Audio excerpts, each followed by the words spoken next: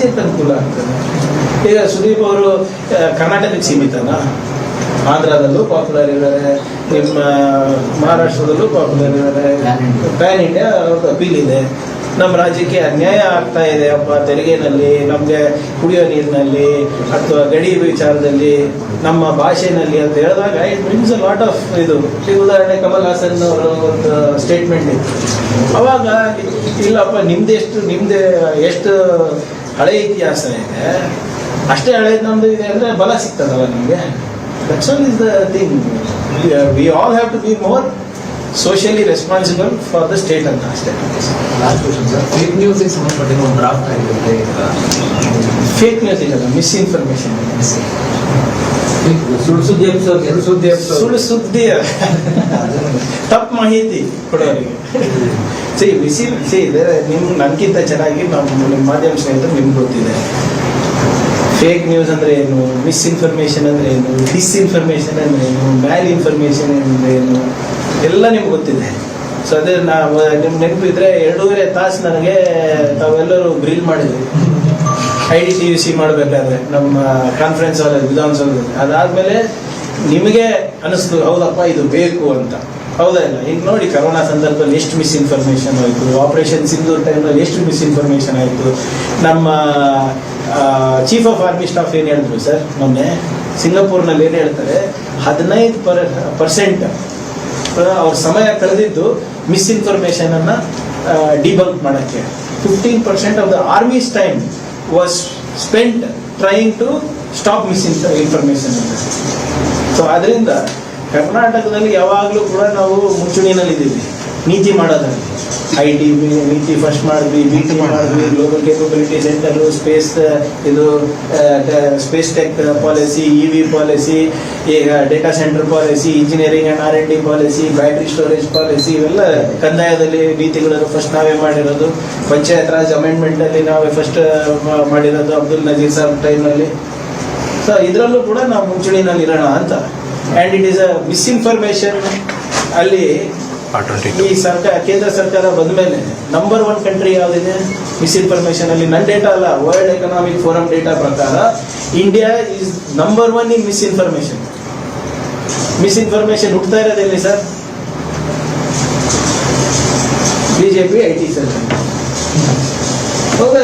ನೀವೇ ನೋಡಿ, ನಿಮಗೆ ಒಂದೊಂದ್ಸೆ 100% ಶೋರ್ ನಿಮ್ಮ ಗ್ರೂಪ್ಗಳಿಗೆ ನಾನು ಹಾಕಿ, ಆದ್ರೆ ನಿಮ್ಗೆ ಗೊತ್ತಿತ್ತು, ನಿಮ್ಗೆ ಕನ್ಫ್ಯೂಸ್ ಆಗ್ತದೆ ನಿಜ ಸುದ್ದಿ ಯಾವುದು ಸುಳ್ಳು ಸುದ್ದಿ ಯಾವುದು, ಹೌದಾ ಇಲ್ಲ? ಸೊ ನಿಮ್ಗೆ ಅನುಕೂಲ ಆಗಲಿ ಅಂತ ಮಾಡ್ತಾ ಇರೋದು.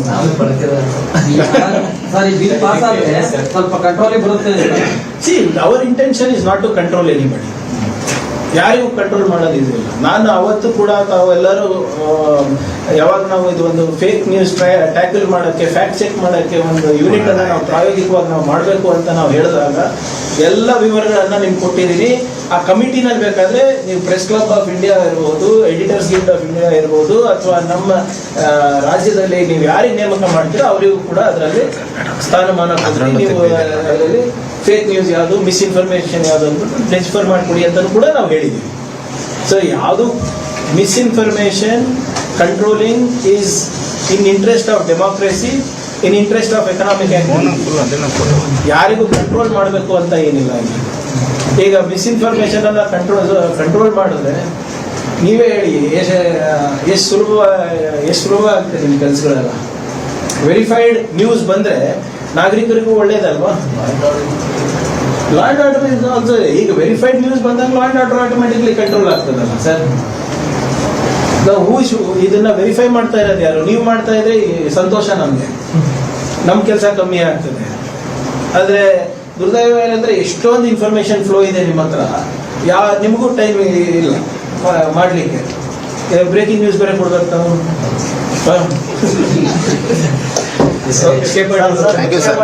ಗಣಿಗಾರಿಕೆ ವಿಚಾರಕ್ಕೆ ಸಂಬಂಧಪಟ್ಟ ಹಾಗೆ ನಮ್ಮ ತನಿಖೆಗಳು ವಿಳಂಬ ಆಗ್ತಾ ಇದೆ ಮತ್ತು 1.5 ಲಕ್ಷ ಕೋಟಿ ನಷ್ಟ ಆಗಿದೆ ಅಂತ ನಾವು ಅಂದಾಜು ಮಾಡಿದ್ವಿ. ಅದು ರಿಕವರಿ ಕೂಡ ಮಾಹಿತಿ ಇಲ್ಲ. ಬಟ್ ಸುಪ್ರೀಂ ಕೋರ್ಟ್ ಆದೇಶ ಇದೆ as for I know, but ನನಗೆ ಸಂಪೂರ್ಣ ಮಾಹಿತಿ ಇಲ್ಲ. ನೀವು ಔಟ್ ಆಫ್ ಸಿಲೆಬಸ್ ಕೇಳಿದ್ರೆ ಹೆಂಗೆ ಅಲ್ಲ ಸರ್, ನೀವು ಪಾದಯಾತ್ರೆ ಮಾಡಿದ ಅಧಿಕಾರಕ್ಕೆ ಬಂದಿದ್ರಿ ಬಳ್ಳಾರಿಗೆ. ಗಣಿಗಾರಿಕೆ, ಅಕ್ರಮ ಗಣಿಗಾರಿಕೆ ವಿಚಾರದಲ್ಲಿ. ಅಕ್ರಮ ಗಣಿಗಾರಿಕೆ ಅವಾಗ ಬೇರೆ ಇದು ಇತ್ತು. ಅದು ಅದೇ ವಿಚಾರದ SIT ತನಿಖೆಯನ್ನು ಪೆಂಡಿಂಗ್ ಇದೆ ಸರ್. ನನ್ನ ಪ್ರಕಾರ ನಾನು ಹೇಳ್ದಂಗೆ ಸರ್, ನನಗೆ ಮಾಹಿತಿ ಕೊರತೆ ಇರ್ಬೋದು, ಅದಕ್ಕೆ ನಾನು ಹೇಳ್ತಾ ಇರೋದು. ನನಗೆ ಮಾಹಿತಿ ಇದ್ರೆ ನಾನು ಹೇಳ್ತೀನಲ್ಲ. ನನ್ನ ಪ್ರಕಾರ ಏನೇನಂದ್ರೆ 50,000 ಟನ್ಸ್ ತನಕ ಏನಿದೆ ನಾವು SIT ಇಲ್ಲಿ ಲೋಕಲ್ ಅದಕ್ಕಿಂತ ಹೆಚ್ಚಾಗಿ we have to go to the CBI ಅಂತಿದೆ. ಯಾಕಂದ್ರೆ ಇಟ್ ಹ್ಯಾಸ್ ಎಕ್ಸ್ಪೋರ್ಟ್ ಇರ್ಬೋದು, ಬೇರೆ ಬೇರೆ ದೇಶಕ್ಕೆ ಹೋಗ್ತಾ ಇರ್ಬೋದು. ಸೊ ಅದರದ್ದು ವಿಸ್ತರಣೆ ಜಾಸ್ತಿ ಇರೋದ್ರಿಂದ we have to go to central government ಅಂತ ನನ್ನ ಮಾಹಿತಿ ಇದೆ. ಸೊ ಅದಕ್ಕೆ I don't want to comment without complete facts. ಅದನ್ನೇ HK ಪಾಟೀಲ್ ಅವ್ರು ಹೇಳ್ತಾ ಇರೋದಂದ್ರೆ ತನಿಖೆ ಇನ್ನೂ ಹಂಗೆ ಉಳಿತಾ ಇದೆ, ಒಂದಿಬ್ಬರಿಗೆ ಅಷ್ಟೇ ಶಿಕ್ಷೆ ಆಗಿರೋದು ಬಿಟ್ರೆ ಏನೂ ಆಗಿಲ್ಲ ಅನ್ನೋ ಮಾತು. 7 ಪುಟಗಳ ಪತ್ರ ಬರೆದಿದ್ದಾರೆ. 7 ಪುಟಗಳ ಪತ್ರ ನಾನು ಅದು ಓದಿಲ್ಲ ಸರ್, ಟು ಬಿ ಆನೆಸ್ಟ್. ನೀವು MEAದು ಓದಿ ಅಂತೀರಾ, ಇದನ್ನು ಓಕೆ ಸರ್, ಏನ್ರಿ ಮಾತಾಡೋಣ. ಇಲ್ಲ ಹಾಗಲ್ಲ. ನಾನು ಅದಕ್ಕೆ ಹೇಳ್ತೀನಲ್ಲ, ನೀವು ಬಂದಾಗೆಲ್ಲ ನಮ್ಗೆ ಔಟ್ ಆಫ್ ಸಿಲೆಬಸ್ ಕೇಳ್ತೀರಾ, ಅದಕ್ಕೆ ನಮ್ಗೆ ರ್ಯಾಂಕೇ ಬರೋದಿಲ್ಲ. ಈಗ ಮುಂದುವಯ್ತಾ ಇಲ್ವಾ ನಾವು ಕರ್ನಾಟಕದ ಕನ್ನಡಿಗರು? ಸೊ ಇದಕ್ಕೆ ಕಾರಣ ಕೇಳ್ತಾ ಇದ್ವಿ, ಅವ್ರು ಕಾರಣ ಕೊಟ್ಟಿಲ್ಲ. ಅದಕ್ಕೆ ನಿನ್ನೆನೂ ಬರೆದಿದ್ದೀವಿ, ನಾವು ಇದನ್ನ ಸುಮ್ಮನೆ ಬಿಡೋದಿಲ್ಲ. ಯಾರು ಜವಾಬ್ದಾರಿ ಸರ್? ಇವಾಗ ನಮಗೆ ನಾಳೆ ಬಂಡವಾಳ ಬಂದಿಲ್ಲ, ಉದ್ಯೋಗ ಸೃಷ್ಟಿ ಮಾಡಿಲ್ಲ ಅಂದ್ರೆ ನಾವು ಜನರಿಗೆ ಉತ್ತರ ಕೊಡ್ಬೇಕಲ್ವಾ? ನೀವು ನಮ್ಮ ಮಾಧ್ಯಮ ಸ್ನೇಹಿತರು ಕೇಳ್ತೀರಲ್ವಾ ನಮ್ಗೆ? ಆಯ್ತಪ್ಪ, MB ಪಾಟೀಲ್ ಅವರಾಗಿರ್ಬೋದು, ನೀವಾಗಿರ್ಬೋದು, ಎಷ್ಟು ಇಂಡಸ್ಟ್ರಿ ತಂದಿದ್ದೀರಾ, ಎಷ್ಟು ಉದ್ಯೋಗ ಸೃಷ್ಟಿ ಮಾಡಿದ್ದೀರಾ, ಎಷ್ಟು ಬಂಡವಾಳ ಹಾಕಿದ್ದೀರಾ, ಅವೆಲ್ಲರೂ ನೀವು ಕೇಳ್ತೀರಲ್ಲ ನಮ್ಗೆ. ಇವರೆಲ್ಲ ದೊಡ್ಡ ದೊಡ್ಡ ಘೋಷಣೆಗಳು ಕೊಡ್ತಾರೆ, ವಿಶ್ವಗುರು ಅಂತಾರೆ, ಎಲ್ಲರೂ ಚೈನಾ ಆದ್ಮೇಲೆ ಇಂಡಿಯಾ ಮುಂದುವರಿಬೇಕು ಅಂತಾರೆ. ಆದ್ರೆ ಯಾವಾಗ ನಮ್ಮಂತ ಪ್ರಗತಿಪರವಾಗಿರುವಂತ ರಾಜ್ಯಗಳು ಹೋಗ್ಬೇಕಂತ ಬಂಡವಾಳ ಹುಡ್ಕೊಂಡು ಮತ್ತೆ ಉದ್ಯೋಗ ಸೃಷ್ಟಿಗೋಸ್ಕರ ಹೋಗ್ಬೇಕು ಅಂದಾಗ ಇವ್ರು ತಡೆ ಹಿಡಿತಾರೆ. ಅದಕ್ಕೆ ಕಾರಣ ಕೊಡ್ಲಿ. ಇದು ಯಾವುದೋ ವೈಯಕ್ತಿಕ ವಿಚಾರ ಅಲ್ಲ, ಇದು ನಮ್ಮ ರಾಜ್ಯದ ಮರ್ಯಾದೆ ಪ್ರಶ್ನೆ. What is the reason you are stopping a minister from functioning, from deploying his duties? ಅದು ಕಾರಣ ಕೊಡ್ಲಿ, ನಾವೇನು ಸುಮ್ಮನೆ ಬಿಡ್ತಾ ಇಲ್ಲ. ನಾನು ಹೇಳ್ದಂಗೆ ನಾನು ಪತ್ರ ಬರೆದಿದ್ದೀನಿ, ಆಗಲಿ ನೋಡೋಣ ಏನು ಉತ್ತರ ಬರುತ್ತೆ. ರೀಸನ್ ಹೇಳಿದ್ದಾರೆ, ಏನು ರೀಸನ್ ಇಲ್ಲ ಸರ್. ಏನಾದ್ರು ರಾಜಕೀಯ ನಿಲುವು ಬೇರೆ ಬೇರೆ ಆ ಥರದ್ದು ಏನಾದ್ರು ನೋಡಿ. ಯಾವಾಗ ನೀವೆಲ್ಲರೂ ಕೂಡ ಇದನ್ನ ಬಹಿರಂಗಪಡಿಸಿದ್ರಿ, ಇದ್ರ ಬಗ್ಗೆ ಪ್ರಶ್ನೆ ಮಾಡಕ್ ಪ್ರಾರಂಭ ಮಾಡಿದ್ರಿ, ಯಾಕೆ ಒಬ್ಬ ಕರ್ನಾಟಕದ ಮಂತ್ರಿಗೆ ನೀವು ಇಂಥ ಅವಕಾಶಗಳಿಂದ ವಂಚಿತ ಮಾಡ್ತಾ ಇದ್ದೀರಾ ಅಂತ ನೀವು ಕೇಳಿದಾಗ ಬಹುಶಃ ಅವರೇನೋ ಇಲ್ಲಪ್ಪ ಇದು ಸಿವಿಯರ್ ಬ್ಯಾಕ್ಲ್ಯಾಶ್ ಆಗ್ತಾ ಇದೆ, ಇದು ಸರಿ ಇಲ್ಲ ಅಂತ ಅನಿಸಿ ಕೊಟ್ಟಿರ್ಬೋದು ಅಂತ ನನ್ನ ವೈಯಕ್ತಿಕ ಅಭಿಪ್ರಾಯ. ಆದರೆ ಫಸ್ಟ್ ಆಫ್ ಆಲ್ ತಡೆ ಹಿಡಿದಿದ್ದು ಯಾಕೆ ಅಂತ ಅದಕ್ಕೆ ಸ್ಪಷ್ಟವಾದಂಥ ನಿಲುವು ನನಗೆ ಬೇಕು, ಕಾರಣಗಳು ಬೇಕು. ನಮ್ಮಲ್ಲಿ ಲೋಪ ಇದ್ರೆ ನಾನು ತಿಳ್ಕೊಳಕ್ಕೆ ತಯಾರಿದ್ದೀನಿ. ಹೌದಪ್ಪ, ನಿಮ್ಮ ಪ್ರಸ್ತಾವನೆ ಸರಿ ಇಲ್ಲ, ಈ ಪ್ರಸ್ತಾವನೆ ಫಾರ್ಮ್ಯಾಟ್ ಬೇರೆ ಇತ್ತು, ಇದು ನಮ್ಮ ನೀತಿ ವಿರುದ್ಧ ಇದೆ ಅಂದರೆ done, will take corrective measures. But ನೀವೇನು ಹೇಳಲಾರ್ದೆ ಸುಮ್ಮನೆ ನಮಗೆ ಅದು ನೀವು ನೀವು ಅದು ಪರ್ಮಿಷನ್ ಫಾರ್ಮ್ ನೋಡ್ಬೇಕು, ಅಪ್ಲಿಕೇಶನ್ ಫಾರ್ಮ್ ನೋಡ್ಬೇಕು, ಎಷ್ಟು ಅಸಹ್ಯ ಕಾಣಿಸುತ್ತೆ ಅಂದರೆ ಬರೀ ಡಿನೈಡ್ ಅಂತ ಹಾಕಿದ್ದಾನೆ ಅಷ್ಟೇ, ಅದೊಂದು ಸ್ಟ್ಯಾಂಪ್. ಡಿನೈಡ್ ವಿತ್ ಏನೋ ಕ್ಲಾರಿಫಿಕೇಶನ್ ಇದ್ದಿದ್ರೆ ನಮಗೂ ಅನುಕೂಲ ಆಗ್ತಾ ಇತ್ತಲ್ಲ ನಿಮ್ಮ ಮುಂದೆ ಮಾತಾಡೋಕ್ಕೆ. ಈಗ ನಮಗೆ ಯಾಕೆ ತಡೆ ಹಿಡಿದಿದ್ದು ಗೊತ್ತಿಲ್ಲ, ಇವಾಗ ಯಾಕೆ ಪರ್ಮಿಷನ್ ಕೊಟ್ಟಿದ್ದಾರೆ, ಯಾಕೆ ರಿವೋಕ್ ಮಾಡಿದ್ದಾರೆ ಅದನ್ನು ಗೊತ್ತಿಲ್ಲ. ಚಿದಂಬರಂ ಒಂದು ಸಲಹೆ ಕೊಡಿ, ಕಾನೂನು ಹೋರಾಟ ಮಾಡಿ ನೋಡೋಣ, ಫಸ್ಟ್ ಉತ್ತರ ಬರಲಿ ಅವ್ರದ್ದು. ಮಾನ್ಯ ಮುಖ್ಯಮಂತ್ರಿಗಳು ಕೂಡ ಪ್ರಧಾನಮಂತ್ರಿಗೆ ಬರೀತಾರೆ ಅಂತ ಹೇಳಿದ್ದಾರೆ, ಅದನ್ನು ಕೂಡ ಇವತ್ತು ನಾಳೆನಲ್ಲಿ ನಾವು ಡ್ರಾಫ್ಟ್ ಮಾಡಿ ಕಳಿಸ್ತೀವಿ. ಬಟ್ ಅದಕ್ಕೆ ಮುಂದೆ ಏನಾದರೂ ನಮಗೆ ಸರಿಯಾದ ರೀತಿಯಾದಂಥ ಉತ್ತರಗಳು ಬಂದಿಲ್ಲ, we will see what legal action to take. CM ಡೆಲ್ಲಿಗೆ ಹೋಗ್ತಾ ಇದ್ದಾರೆ ಸರ್, ತಾವೇನಾದ್ರು ಹೋಗಿ ಇದ್ರ ಬಗ್ಗೆ ಟೈಮ್ ಕೂಡ ಕೇಳಿದ್ದಾರೆ. ಯಾವ CM ಅವ್ರದ್ದು ಬೇರೆ ವಿಚಾರ ಅಲ್ಲ ಸರ್, ಅವರು ರಾಷ್ಟ್ರಪತಿ ಮತ್ತೆ PM ಭೇಟಿಗೆ ಅವಕಾಶ ಕೇಳಿದ್ದಾರೆ. ಸಿಕ್ಕೋದ್ರೆ ಜೊತೆಲಿ ಹೋಗಿ ಏನಾದ್ರು ವಿವರಣೆ ಇಲ್ಲ, ನಾವೇನು ಹೋಗೋದ ಅವಶ್ಯಕತೆ ಇಲ್ಲ. ಚೀಫ್ ಮಿನಿಸ್ಟರ್ ಅವರು ಪತ್ರ ಬರೆದರೆ ಅದು ಗಂಭೀರವಾಗಿ ಪರಿಗಣಿಸ್ತಾರೆ ಅಂತ ನಾವು ಭಾವಿಸ್ತಾ ಇದ್ದೀವಿ. ಯಾಕಂದ್ರೆ ಇದು ಬರೀ ನಮ್ಮ ರಾಜ್ಯದ ಸಮಸ್ಯೆ ಅಲ್ಲ, ಬೇರೆ ಬೇರೆ ರಾಜ್ಯದಲ್ಲೂ ಹಿಂಗಾಗ್ತಾ ಇದೆ ಅಂತ ಕೇಳ್ಪಟ್ಟಿದ್ದೀನಿ. ನೋಡೋಣ ಏನಾಗ್ತದೆ.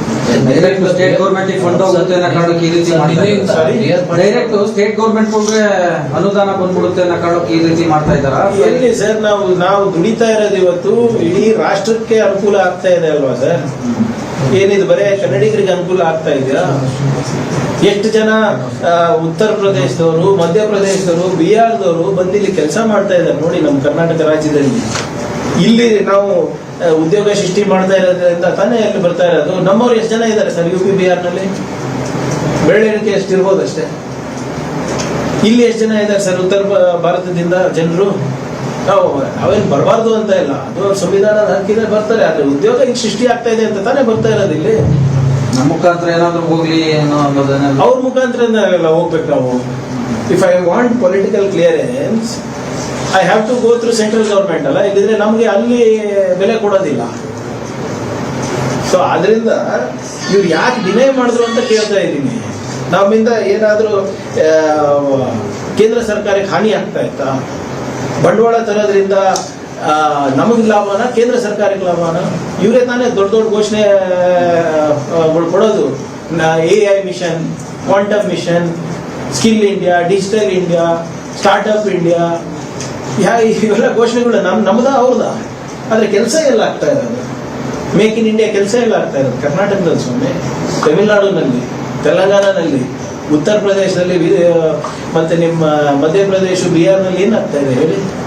BJP ರೂಲ್ ಸ್ಟೇಟ್ಸ್ ನಲ್ಲಿ ಏನಾಗ್ತಾ ಇದೆ? ಅಸ್ಸಾಮಿಗೆ ಸೆಮಿ ಕಂಡಕ್ಟರ್ ತಗೊಂಡೋಗಿದ್ದಾರೆ, ನಮಗೆ ಬರಬೇಕಾಗಿತ್ತು. ಅಲ್ಲಿ ವಾತಾವರಣ, ನಾವು ಅಲ್ಲಿ ಹೋಗ್ಬಾರ್ದು ಅಂತ ಇಲ್ಲ, ಆದರೆ ಆ ವಾತಾವರಣ ಎಲ್ಲಿದೆ? ಇಲ್ಲಿ. ಆ ಎಕೋಸಿಸ್ಟಮ್ ಎಲ್ಲಿದೆ? ಇಲ್ಲಿ. ಆ ಸಾಮರ್ಥ್ಯ ಎಲ್ಲಿದೆ? ಇಲ್ಲಿ. ಆ ಮಾನವ ಸಂಪನ್ಮೂಲ ಎಲ್ಲಿದೆ? ಇಲ್ಲಿ. ಇದು ಉದ್ದೇಶಪೂರ್ವಕವಾಗಿ ಗುಜರಾತಿಗೆ ಕಳಿಸ್ತಾರೆ, ಅಸ್ಸಾಮಿಗೆ ಕಳಿಸ್ತಾರೆ ಅಂದ್ರೆ ಏನರ್ಥ? ಹೌದಪ್ಪ, ಯಾರು ಬಂಡವಾಳ ಹಾಕ್ತಾ ಇದ್ದಾರೆ ಆ ಕಂಪನಿದವರು, ಇಲ್ಲ ನಾವು ಅಲ್ಲೇ ಹೋಗ್ಬೇಕು ಅಂದ್ರೆ ಐ ಅಗ್ರಿ. ಎಲ್ಲರೂ ಕೂಡ ಕರ್ನಾಟಕದಲ್ಲಿ ಬಂಡವಾಳ ಹಾಕ್ಬೇಕು ಅಂತಾರೆ. ಇಲ್ಲಿನ ವಾತಾವರಣ ಸರಿ ಇದೆ, ಇಲ್ಲಿನ ಮಾನವ ಸಂಪನ್ಮೂಲ ಏನಿದೆ, ನಮ್ಮ ಕನ್ನಡಿಗರ ಶಕ್ತಿ ಏನಿದೆ ಅವ್ರಿಗೆ ಗೊತ್ತಿದೆ. ಅದಕ್ಕೆ ಅವರೇ ಕೇಳಿಕೊಂಡಾಗೂ ಕೂಡ ಇವರೇ ಬಲವಂತವಾಗಿ ಗುಜರಾತಿಗೆ ಕಳಿಸ್ತಾರೆ, ಮಹಾರಾಷ್ಟ್ರಕ್ಕೆ ಕಳಿಸ್ತಾರೆ. ಅದು ಸರಿನಾ ಅಂತ ಅಷ್ಟೇ ನಾವು ಕೇಳ್ತಾರೆ. ನಿನ್ನೆಯಿಂದ BR ಪಾಟೀಲ್ ಅವರ ಒಂದು ಆಡಿಯೋ ಬಹಳ ಚರ್ಚೆ ಗ್ರಾಸಾಗಿದೆ ಸರ್. ಅಂದರೆ ವಸತಿ ಇಲಾಖೆ ಯೋಜನೆಗಳಲ್ಲಿ ಹಣ ಪಡೆದು ಮನೆಗಳನ್ನ ಹಂಚಿಕೆ ಮಾಡ್ತಿದ್ದಾರೆ ನೋಡಿ. ಅದು ಯಾವ ಪರ್ಟಿಕ್ಯುಲರ್ ಕೇಸ್ ಅನ್ನ ಮಾನ್ಯ ಹಿರಿಯ ಸಚಿವರು ಹೇಳ್ತಾ ಇದ್ದಾರೆ, ಅದು ನಮಗೆ ಶಾಸಕರು ಹೇಳ್ತಾ ಇದ್ದಾರೆ, ಅದು ನಮ್ಗೆ ಗೊತ್ತಿಲ್ಲ. ಯಾಕಂದ್ರೆ ಬಹಳ ಸ್ಪಷ್ಟವಾಗಿ ನಾವು ಆಡಿಯೋ ಕೇಳಿದಾಗ ಅವ್ರೇನು ಹೇಳಿದ್ರೆ, ಮೇಲೆ ತಜುರ್ಬೇಸೆ ಅಂದರೆ ನನ್ನ ಅನುಭವದಲ್ಲಿ ಹಿಂಗೆ ಆಗ್ತಾ ಇತ್ತಪ್ಪ ಮುಂಚೆ ಎಲ್ಲ ಅಂತ ಹೇಳ್ತಾರೆ. ಅದಾದ್ಮೇಲೆ ಬಹಳ ಸ್ಪಷ್ಟವಾಗಿ ಅಧಿಕಾರಿಗಳು ಕೂಡ ಹೇಳ್ತಾರೆ, ಸರ್ ಯಾರಿದ್ದಾರೆ ನಮಗೆ ಹೇಳಿದ್ರೆ ನಾವು ಅವ್ರಿಗೆ ಗಲ್ಲಿಗೆ ಏರಿಸ್ತೀವಿ. ಇಂಥದ್ದು ಯಾವುದೇ ಅವ್ಯವಹಾರ ಆಗಿಲ್ಲ. ನಮ್ಮ ಸರ್ಕಾರ ಬಂದ ಮೇಲೆ ಏನು ನೀವೆಲ್ಲ ಶಾಸಕರು ಮಂತ್ರಿಗಳು ಏನು ಲೆಟರ್ ಕೊಟ್ಟಿದ್ದೀರಾ ಅದ್ರ ಮೇಲೆ ಆಗಿರೋದು ಹೊರತು ಬಿಟ್ಟು ಬೇರೆ ಯಾವುದ್ರಲ್ಲೂ ಆಗಿಲ್ಲ. ಇದು ಗ್ರಾಮ ಪಂಚಾಯತ್ ಅವರ ಲೆಟರ್ ಮೇಲೆ ಆಗ್ತಾ ಇದೆ ಅಂತ ಸಾಹೇಬ್ರು ಹೇಳಿದಾಗ ಅದನ್ನು ಕೂಡ ಸ್ಪಷ್ಟವಾಗಿ ಹೇಳಿದ್ದಾರೆ, ಇಲ್ಲ ಸರ್ ಅದ್ರ ಜೊತೆಗೆ ತಮ್ಮ ಲೆಟರ್ ಇದೆ ಅಂತ ಅನಿಸ್ತಾ ಇದೆ ಸರ್, ಅದಕ್ಕೆ ನಾವು ಮಾಡಿರ್ಬೋದು ಅಂತ ಹೇಳ್ತಾರೆ. ಸೊ ಇದೇನು ಮಿಸ್ಅಂಡರ್ಸ್ಟ್ಯಾಂಡಿಂಗ್ ಆಗಿದೆ ಅದನ್ನ ಗೊತ್ತಿಲ್ಲ. ಅದು BR ಪಾಟೀಲ್ ಸಾಹೇಬ್ CM ಅವ್ರ ಹತ್ರನೇ ಮಾತಾಡ್ತಿದ್ದೆ ಅಂತ ನಾವು ಹೇಳಿದಂಗಿದೆ. ಸರ್, ಒಂದು ಅದು ತನಿಖೆ ಅಕ್ರಮ ಆಗಿದ್ರೆ ತನಿಖೆ ಆಗಿದೆ. ಇನ್ನೊಂದು BR ಪಾಟೀಲ್ ಅವರ ಕಾರಣದಿಂದ ಸಾಕಷ್ಟು ಮುಜುಗರಕ್ಕೆ ಆಗ್ತಾ ಇದೆ ಕಾಂಗ್ರೆಸ್. ನೋಡಿ, ಅವರು ಹಿರಿಯರಿದ್ದಾರೆ, ಅವರ ಅನುಭವ ಇದೆ. ಅವರ ಅನುಭವದಿಂದ ಸರ್ಕಾರಕ್ಕೆ ಸಾಕಷ್ಟು ಒಳ್ಳೆ ಸಲಹೆಗಳು ಕೂಡ ಬರ್ತದೆ. ಆಮೇಲೆ ಏನೇ ಇದ್ರೂ ಕೂಡ ಅವರು ಖರ್ಗೆ ಸಾಹೇಬ್ರ ಜೊತೆ ಇರ್ಬೋದು, PCC ಅಧ್ಯಕ್ಷರ ಜೊತೆ ಇರ್ಬೋದು, ಅಂದರೆ ಮತ್ತು CM ಅವ್ರ ಆಪ್ತರು ಕೂಡ ಹೌದು. ಏನೇ ಇದ್ರು ಅವ್ರು ಮಾತಾಡ್ಕೊಡ್ತಾರೆ. ಬಟ್ ಇದು ಹೇಗೆ ಬಂತು, ಯಾವ ವಿಚಾರದಲ್ಲಿ, ಯಾವ ಸನ್ನಿವೇಶದಲ್ಲಿ ಈ ಮಾತುಕತೆ ಆಯಿತು ನನಗೆ ಸ್ಪಷ್ಟವಾದಂಥ ಮಾಹಿತಿ ಇಲ್ಲ. ಬಟ್ ಪತ್ರಗಳು ಆಡಿಯೋಗಳೆಲ್ಲ ವೈರಲ್ ಆಗ್ತಾ ಇದ್ವಲ್ಲ, ಸಾಪ್ತು ಅಂತ ನೀವು ಹೇಳ್ತೀರಾ? ಅದರಿಂದ ನಾನ್ ಮಾಡಿದ್ರೆ ನನಗೆ ಕೇಳಿದ್ರೆ ನಾನು ಹೇಳ್ಬೋದಾಗಿತ್ತು ಹೇಗೆ ವೈರಲ್ ಆಯ್ತು ಅಂತ. ಅದು ಶಾಸಕರೇ ಹೇಳಿದ್ರಲ್ಲ, ನನ್ಗೆ ಗೊತ್ತಿಲ್ಲ ಇದು ಹೇಗೆ ವೈರಲ್ ಆಯ್ತು ಅಂತ. ಸರಿ ಸರ್, ಹಿಂದೆ DK ಶಿವಕುಮಾರ್ ಅವರು ನಟ್ಟು ಬೋಲ್ಟ್ ಸರಿ ಮಾಡ್ತೇವೆ ಅಂತ ಮಾತನ್ನ ಹೇಳಿದ್ರೆ, ಈಗ ಸುದೀಪ್ ಅವರು ನನ್ಗೆ ಹರ್ಟ್ ಆಗಿದೆ ಅನ್ನೋ ಮಾತನ್ನ ಹೇಳಿದ್ದಾರೆ ಸರ್. ಸಿನಿಮಾ ಚಿತ್ರರಂಗ ರಿಯಾಕ್ಟ್ ಮಾಡಿದಾರೆ ಸರ್, ನಮ್ಗೆ ಹರ್ಟ್ ಆಗಿದೆ, ನಾವು ಗೌರವ ಇಟ್ಕೊಂಡಿದೀವಿ, ನಾವೆಲ್ಲ ಟ್ಯಾಕ್ಸ್ ಕಟ್ಟೋರು ಅಂತ. ನೋಡಿ, ಅವಾಗಿನ ಸಂದರ್ಭದಲ್ಲಿ ಏನ್ ಹೇಳಿದ್ರು, ಯಾರೇ ಇರ್ಬೋದು, ಸೆಲೆಬ್ರಿಟಿ ಇರ್ಬೋದು, ನಮ್ಮ ನೆಲ ಜಲ ವಿಷಯ ಬಂದಾಗ ಯಾವುದೇ ಸರ್ಕಾರಗಳಿದ್ರು ಸಹಕಾರ ಮಾಡಿದ್ರೆ ಸ್ವಲ್ಪ ಪಬ್ಲಿಕ್ ಒಪಿನಿಯನ್ ಕ್ರಿಯೇಟ್ ಆಗ್ತದೆ. ಎಲ್ಲರೂ ಏನು ನಮ್ಮ ಯಾವುದೇ ಸೆಲೆಬ್ರಿಟಿ, ಬರೀ ಸಿನಿಮಾ ಆ್ಯಕ್ಟರ್ಸ್ ಅಂತಲ್ಲ, ಬಿಸ್ನೆಸ್ ಮ್ಯಾನ್ ಇರ್ಬೋದು, ಬೇರೆ ರೀತಿಯಾದ ಬೇರೆ ವಲಯದಲ್ಲಿ ಅವರು ಸಕ್ಸಸ್ಫುಲ್ ಇರ್ಬೋದು, ಅವರೆಲ್ಲರೂ ಯಾರೇ ಇರ್ಬೋದು, ನಮ್ಮ ನಾಡಿನ ಹಿತಾಸಕ್ತಿ ಕಾಪಾಡುವಂತೆ ಏನು ಪ್ರಶ್ನೆ ಬಂದಾಗ ಅವರು ಕೂಡ ನಮ್ಮ ಜೊತೆ ಧ್ವನಿ ಕೂಡಿಸ್ತಾರೆ. ಪಬ್ಲಿಕ್ ಒಪಿನಿಯನ್ ಕ್ರಿಯೇಟ್ ಆಗೋದ್ರಲ್ಲಿರ್ಬೋದು, ಸೆಂಟ್ರಲ್ ಗೌರ್ಮೆಂಟಲ್ಲಿ ಮನವಿ ಮಾಡ್ಕೊಳೋದಿರ್ಬೋದು, we will be able to, ನಮಗೆ ಒಂದು ಶಕ್ತಿ ಸಿಗುತ್ತೆ ಅಂತ, will be able to put our case better ಅಂತ ಅಷ್ಟೇ, ಇರೆಸ್ಪೆಕ್ಟಿವ್ ಆಫ್ ಗೌರ್ಮೆಂಟ್. BJP ಇರ್ಬೋದು, JDS ಇರ್ಬೋದು, ಕಾಂಗ್ರೆಸ್ ಇರ್ಬೋದು. ಈಗ ನಮಗೆ ಕೇಂದ್ರ ಸರ್ಕಾರದಿಂದ ನಮಗೆ ಏನೋ ಇದು ತೆರಿಗೆನಲ್ಲಿ ಅನ್ಯಾಯ ಆಗ್ತಾ ಇದ್ದಾಗ ಯಾರಾದರೂ ಒಬ್ರು ಸೆಲೆಬ್ರಿಟೀಸು ಯಾವುದಪ್ಪ ಇದು ಸರಿಯಲ್ಲ ಅಂತ ಹೇಳಿದಾಗ ಇಟ್ ಗೆಟ್ಸ್ ಟ್ರಾಕ್ಷನ್ ಅಲ್ವಾ. ಸಾಮಾಜಿಕ ಜವಾಬ್ದಾರಿ ಎಲ್ಲರ ಮೇಲೂ ಇದೆ, ನನ್ನ ಮೇಲೂ ಇದೆ, ನಿಮ್ಮ ಮೇಲೂ ಇದೆ, ಅವ್ರ ಮೇಲೂ ಇದೆ. ಸೊ ಅದೇ ರೀತಿಯಾಗಿ ಕಾವೇರಿ ಇರ್ಬೋದು, ನಿಮ್ಮ ಎತ್ತಿನಹೊಳೆ ಪ್ರಾಜೆಕ್ಟ್ ಇರ್ಬೋದು, ಇದಕ್ಕೆಲ್ಲಾನು ಧ್ವನಿ ಕೂಡಿಸಿದ್ರೆ ಇಟ್ ವಿಲ್ ಹೆಲ್ಪ್ ಅಂತ ಅಷ್ಟೇ. ಈಗ ಹಿಂದೆ ಎಲ್ಲ ಗೋಕಾಕ್ ಚಳವಳಿ ನಡೆದಾಗ ಈಗಲೂ ಕೂಡ ಫಸ್ಟ್ ನೀವು ಗೋಕಾಕ್ ಚಳವಳಿ ಅಂತ ತಕ್ಷಣ ನಮ್ಮ ಸಾಹಿತಿಗಳ ಜೊತೆ ಯಾರ ಹೆಸರು ಬರ್ತದೆ? ಡಾಕ್ಟರ್ ರಾಜ್ಕುಮಾರ್ ಅವರು ಅಷ್ಟೇ. ಸ್ವಯಂ ಪ್ರೇರಿತರಾಗಿ ಬರ್ತಿದ್ರು. ಇಲ್ಲ, ಅದೇ ಹೇಳ್ತಾ ಇರೋದು, ಸ್ವಯಂ ಪ್ರೇರಿತವಾಗಿ ಆಗಿದ್ರೆ ಹಿಂಗೆ ಇಂಥ ಮಾತುಗಳೇ ಬರ್ತಾ ಇರಲಿಲ್ಲ. That's all is the thing. ಕನ್ನಡಿಗರ ಪರವಾಗಿ ಧ್ವನಿ ಎತ್ತಿ ನಮ್ಮ ಜೊತೆ ಯಾವುದೇ ಸರ್ಕಾರ ಇರ್ಬೋದು ಇದ್ದಾಗ ಏನಾಗುತ್ತೆ, ಕನ್ನಡಿಗರಿಗೆ ಅನುಕೂಲ ಆಗ್ತದಲ್ಲ, ರಾಜ್ಯಕ್ಕೆ ಅನುಕೂಲ ಆಗ್ತದೆ. ಈಗ ಸುದೀಪ್ ಅವರು ಕರ್ನಾಟಕಕ್ಕೆ ಸೀಮಿತನ, ಆಂಧ್ರದಲ್ಲೂ ಪಾಪ್ಯುಲರ್ ಇದ್ದಾರೆ, ನಿಮ್ಮ ಮಹಾರಾಷ್ಟ್ರದಲ್ಲೂ ಪಾಪ್ಯುಲರ್ ಇದ್ದಾರೆ, ಪ್ಯಾನ್ ಇಂಡಿಯಾ ಅವ್ರದ್ದು ಅಪೀಲ್ ಇದೆ. ನಮ್ಮ ರಾಜ್ಯಕ್ಕೆ ಅನ್ಯಾಯ ಆಗ್ತಾ ಇದೆ ಅಪ್ಪ, ತೆರಿಗೆನಲ್ಲಿ, ನಮಗೆ ಕುಡಿಯೋ ನೀರಿನಲ್ಲಿ, ಅಥವಾ ಗಡಿ ವಿಚಾರದಲ್ಲಿ, ನಮ್ಮ ಭಾಷೆನಲ್ಲಿ ಅಂತ ಹೇಳಿದಾಗ it means a lot of ಇದು. ಈಗ ಉದಾಹರಣೆ ಕಮಲ್ ಹಾಸನ್ ಅವರ ಒಂದು ಸ್ಟೇಟ್ಮೆಂಟ್ ಇತ್ತು, ಅವಾಗ ಇಲ್ಲಪ್ಪ ನಿಮ್ದೇ ಎಷ್ಟು ಹಳೆ ಇತಿಹಾಸ ಇದೆ, ಅಷ್ಟೇ ಹಳೇದು ನಮ್ದು ಇದೆ ಅಂದರೆ ಬಲ ಸಿಗ್ತದಲ್ಲ ನಿಮಗೆ. That's all is the thing. We all have to be more socially responsible for the state ಅಂತ ಅಷ್ಟೇ. ಲಾಸ್ಟ್ ಕ್ವಶನ್ ಸರ್, ಫೇಕ್ ನ್ಯೂಸ್ಗೆ ಸಂಬಂಧಪಟ್ಟಿರೋ ಒಂದು ಡ್ರಾಫ್ಟ್ ಆಗಿದೆ. ಫೇಕ್ ನ್ಯೂಸ್ ಇಲ್ಲ, ಮಿಸ್ಇನ್ಫಾರ್ಮೇಶನ್, ಸುಳ್ಳು ಸುದ್ದಿ ತಪ್ಪು ಮಾಹಿತಿ ಕೊಡೋರಿಗೆ. ನನ್ಗಿಂತ ಚೆನ್ನಾಗಿ ನಿಮ್ಮ ಮಾಧ್ಯಮ ಸ್ನೇಹಿತರು ನಿಮ್ಗೆ ಗೊತ್ತಿದೆ ಫೇಕ್ ನ್ಯೂಸ್ ಅಂದ್ರೆ ಏನು, ಮಿಸ್ಇನ್ಫಾರ್ಮೇಶನ್ ಅಂದ್ರೆ ಏನು, ಡಿಸ್ಇನ್ಫಾರ್ಮೇಶನ್ ಅಂದ್ರೆ ಏನು, ಮ್ಯಾಲ್ ಇನ್ಫಾರ್ಮೇಶನ್ ಅಂದ್ರೆ ಏನು, ಎಲ್ಲ ನಿಮ್ಗೆ ಗೊತ್ತಿದೆ. ಸೊ ಅದೇ ನಿಮ್ಗೆ ನೆನಪಿದ್ರೆ 2.5 ತಾಸು ನನಗೆ ತಾವೆಲ್ಲರೂ ಗ್ರಿಲ್ ಮಾಡಿದ್ವಿ IDTUC ಮಾಡಬೇಕಾದ್ರೆ ನಮ್ಮ ಕಾನ್ಫರೆನ್ಸ್ ಹಾಲಲ್ಲಿ, ವಿಧಾನಸೌಧದಲ್ಲಿ. ಅದಾದ್ಮೇಲೆ ನಿಮಗೆ ಅನಿಸ್ತು ಹೌದಪ್ಪ ಇದು ಬೇಕು ಅಂತ, ಹೌದಾ ಇಲ್ಲ? ಈಗ ನೋಡಿ, ಕರೋನಾ ಸಂದರ್ಭದಲ್ಲಿ ಎಷ್ಟು ಮಿಸ್ಇನ್ಫಾರ್ಮೇಶನ್ ಆಯಿತು, ಆಪರೇಷನ್ ಸಿಂಧೂರ್ ಟೈಮಲ್ಲಿ ಎಷ್ಟು ಮಿಸ್ಇನ್ಫಾರ್ಮೇಶನ್ ಆಯಿತು. ನಮ್ಮ ಚೀಫ್ ಆಫ್ ಆರ್ಮಿ ಸ್ಟಾಫ್ ಏನು ಹೇಳಿದ್ರು ಸರ್ ಮೊನ್ನೆ ಸಿಂಗಾಪುರ್ನಲ್ಲಿ, ಏನು ಹೇಳ್ತಾರೆ, 15% ಅವ್ರ ಸಮಯ ಕಳೆದಿದ್ದು ಮಿಸ್ಇನ್ಫಾರ್ಮೇಶನ್ ಅನ್ನ ಡಿಬಂಕ್ ಮಾಡೋಕ್ಕೆ. 15% of the army's time was spent trying to stop misinformation ಅಂತ. ಸೊ ಅದರಿಂದ ಕರ್ನಾಟಕದಲ್ಲಿ ಯಾವಾಗಲೂ ಕೂಡ ನಾವು ಮುಂಚೂಣಿನಲ್ಲಿದ್ದೀವಿ ನೀತಿ ಮಾಡೋದ್ರಲ್ಲಿ. IT ನೀತಿ ಫಸ್ಟ್ ಮಾಡಿದ್ವಿ, BT ಮಾಡಿದ್ವಿ, ಗ್ಲೋಬಲ್ ಕೇಪಬಿಲಿಟಿ ಸೆಂಟರು,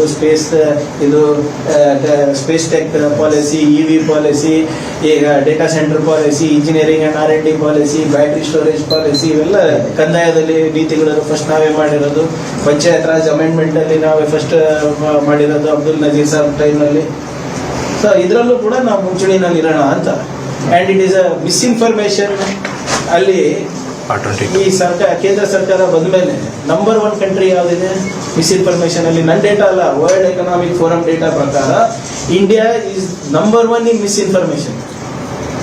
ಮಿಸ್ಇನ್ಫಾರ್ಮೇಶನ್ ಹುಡ್ತಾ ಇರೋದಿಲ್ಲ ಸರ್, BJP IT ಸರ್. ಹೌದಾ? ನೀವೇ ನೋಡಿ, ನಿಮಗೆ ಒಂದೊಂದ್ಸರಿ 100% ಶೋರ್ ನಿಮ್ಮ ಗ್ರೂಪ್ಗಳಿಂದ ಹಾಕಿ, ಆದ್ರೆ ನಿಮ್ಗೆ ಗೊತ್ತಿತ್ತು, ನಿಮಗೆ ಕನ್ಫ್ಯೂಸ್ ಆಗ್ತದೆ ನಿಜ ಸುದ್ದಿ ಯಾವುದು ಸುಳ್ಳು ಸುದ್ದಿ ಯಾವುದು ಅಂತ, ಹೌದಾ ಇಲ್ಲ? ಸೊ ನಿಮ್ಗೆ ಅನುಕೂಲ ಆಗಲಿ ಅಂತ ಮಾಡ್ತಾ ಇರೋದು. ಬಿಲ್ ಪಾಸ್ ಆದ್ರೆ ಸ್ವಲ್ಪ ಕಂಟ್ರೋಲಿಗೆ ಬರುತ್ತೆ. Our intention is not to control anybody. ಯಾರಿಗೂ ಕಂಟ್ರೋಲ್ ಮಾಡೋದಿದ್ರಿಲ್ಲ. ನಾನು ಅವತ್ತು ಕೂಡ ತಾವೆಲ್ಲರೂ ಯಾವಾಗ ನಾವು ಇದು ಒಂದು ಫೇಕ್ ನ್ಯೂಸ್ ಟ್ಯಾಕಲ್ ಮಾಡೋಕ್ಕೆ ಫ್ಯಾಕ್ಟ್ ಚೆಕ್ ಮಾಡೋಕ್ಕೆ ಒಂದು ಯೂನಿಟ್ ಅನ್ನ ನಾವು ಪ್ರಾಯೋಗಿಕವಾಗಿ ನಾವು ಮಾಡಬೇಕು ಅಂತ ನಾವು ಹೇಳಿದಾಗ ಎಲ್ಲ ವಿವರಗಳನ್ನ ನಿಮ್ಗೆ ಕೊಟ್ಟಿದ್ದೀನಿ. ಆ ಕಮಿಟಿನಲ್ಲಿ ಬೇಕಾದ್ರೆ ನೀವು ಪ್ರೆಸ್ ಕ್ಲಬ್ ಆಫ್ ಇಂಡಿಯಾ ಇರ್ಬೋದು, ಎಡಿಟರ್ಸ್ ಗಿಲ್ಡ್ ಆಫ್ ಇಂಡಿಯಾ ಇರ್ಬೋದು, ಅಥವಾ ನಮ್ಮ ರಾಜ್ಯದಲ್ಲಿ ನೀವು ಯಾರಿಗೆ ನೇಮಕ ಮಾಡ್ತೀರೋ ಅವರಿಗೂ ಕೂಡ ಅದರಲ್ಲಿ ಸ್ಥಾನಮಾನ ಕೊಟ್ಟು ನೀವು ಅದರಲ್ಲಿ ಫೇಕ್ ನ್ಯೂಸ್ ಯಾವುದು, ಮಿಸ್ಇನ್ಫಾರ್ಮೇಶನ್ ಯಾವುದು ಅಂದ್ಬಿಟ್ಟು ಡೆಸ್ಫರ್ ಮಾಡಿಕೊಡಿ ಅಂತಲೂ ಕೂಡ ನಾವು ಹೇಳಿದ್ದೀವಿ. ಸೊ ಯಾವುದು misinformation controlling is in interest of democracy, in interest of economic activity. ಯಾರಿಗೂ ಕಂಟ್ರೋಲ್ ಮಾಡಬೇಕು ಅಂತ ಏನಿಲ್ಲ. ಈಗ ಮಿಸ್ಇನ್ಫಾರ್ಮೇಶನ್ ಅನ್ನ ಕಂಟ್ರೋಲ್ ಮಾಡಿದ್ರೆ ನೀವೇ ಹೇಳಿ ಎಷ್ಟು ಸುಲಭ ಆಗ್ತದೆ ನಿಮ್ಮ ಕೆಲಸಗಳೆಲ್ಲ. ವೆರಿಫೈಡ್ ನ್ಯೂಸ್ ಬಂದ್ರೆ ನಾಗರಿಕರಿಗೂ ಒಳ್ಳೇದಲ್ವಾ?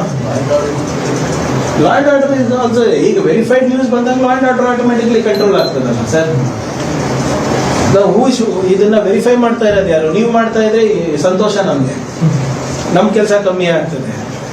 ಆದ್ರೆ ದುರ್ದೈವ ಏನಂದ್ರೆ ಎಷ್ಟೊಂದು ಇನ್ಫಾರ್ಮೇಶನ್ ಫ್ಲೋ ಇದೆ ನಿಮ್ಮ ಹತ್ರ, ನಿಮಗೂ ಟೈಮ್ ಇಲ್ಲ ಮಾಡ್ಲಿಕ್ಕೆ. ಬ್ರೇಕಿಂಗ್ ನ್ಯೂಸ್ ಬೇರೆ ಕೊಡ್ಬೇಕು ನಾವು.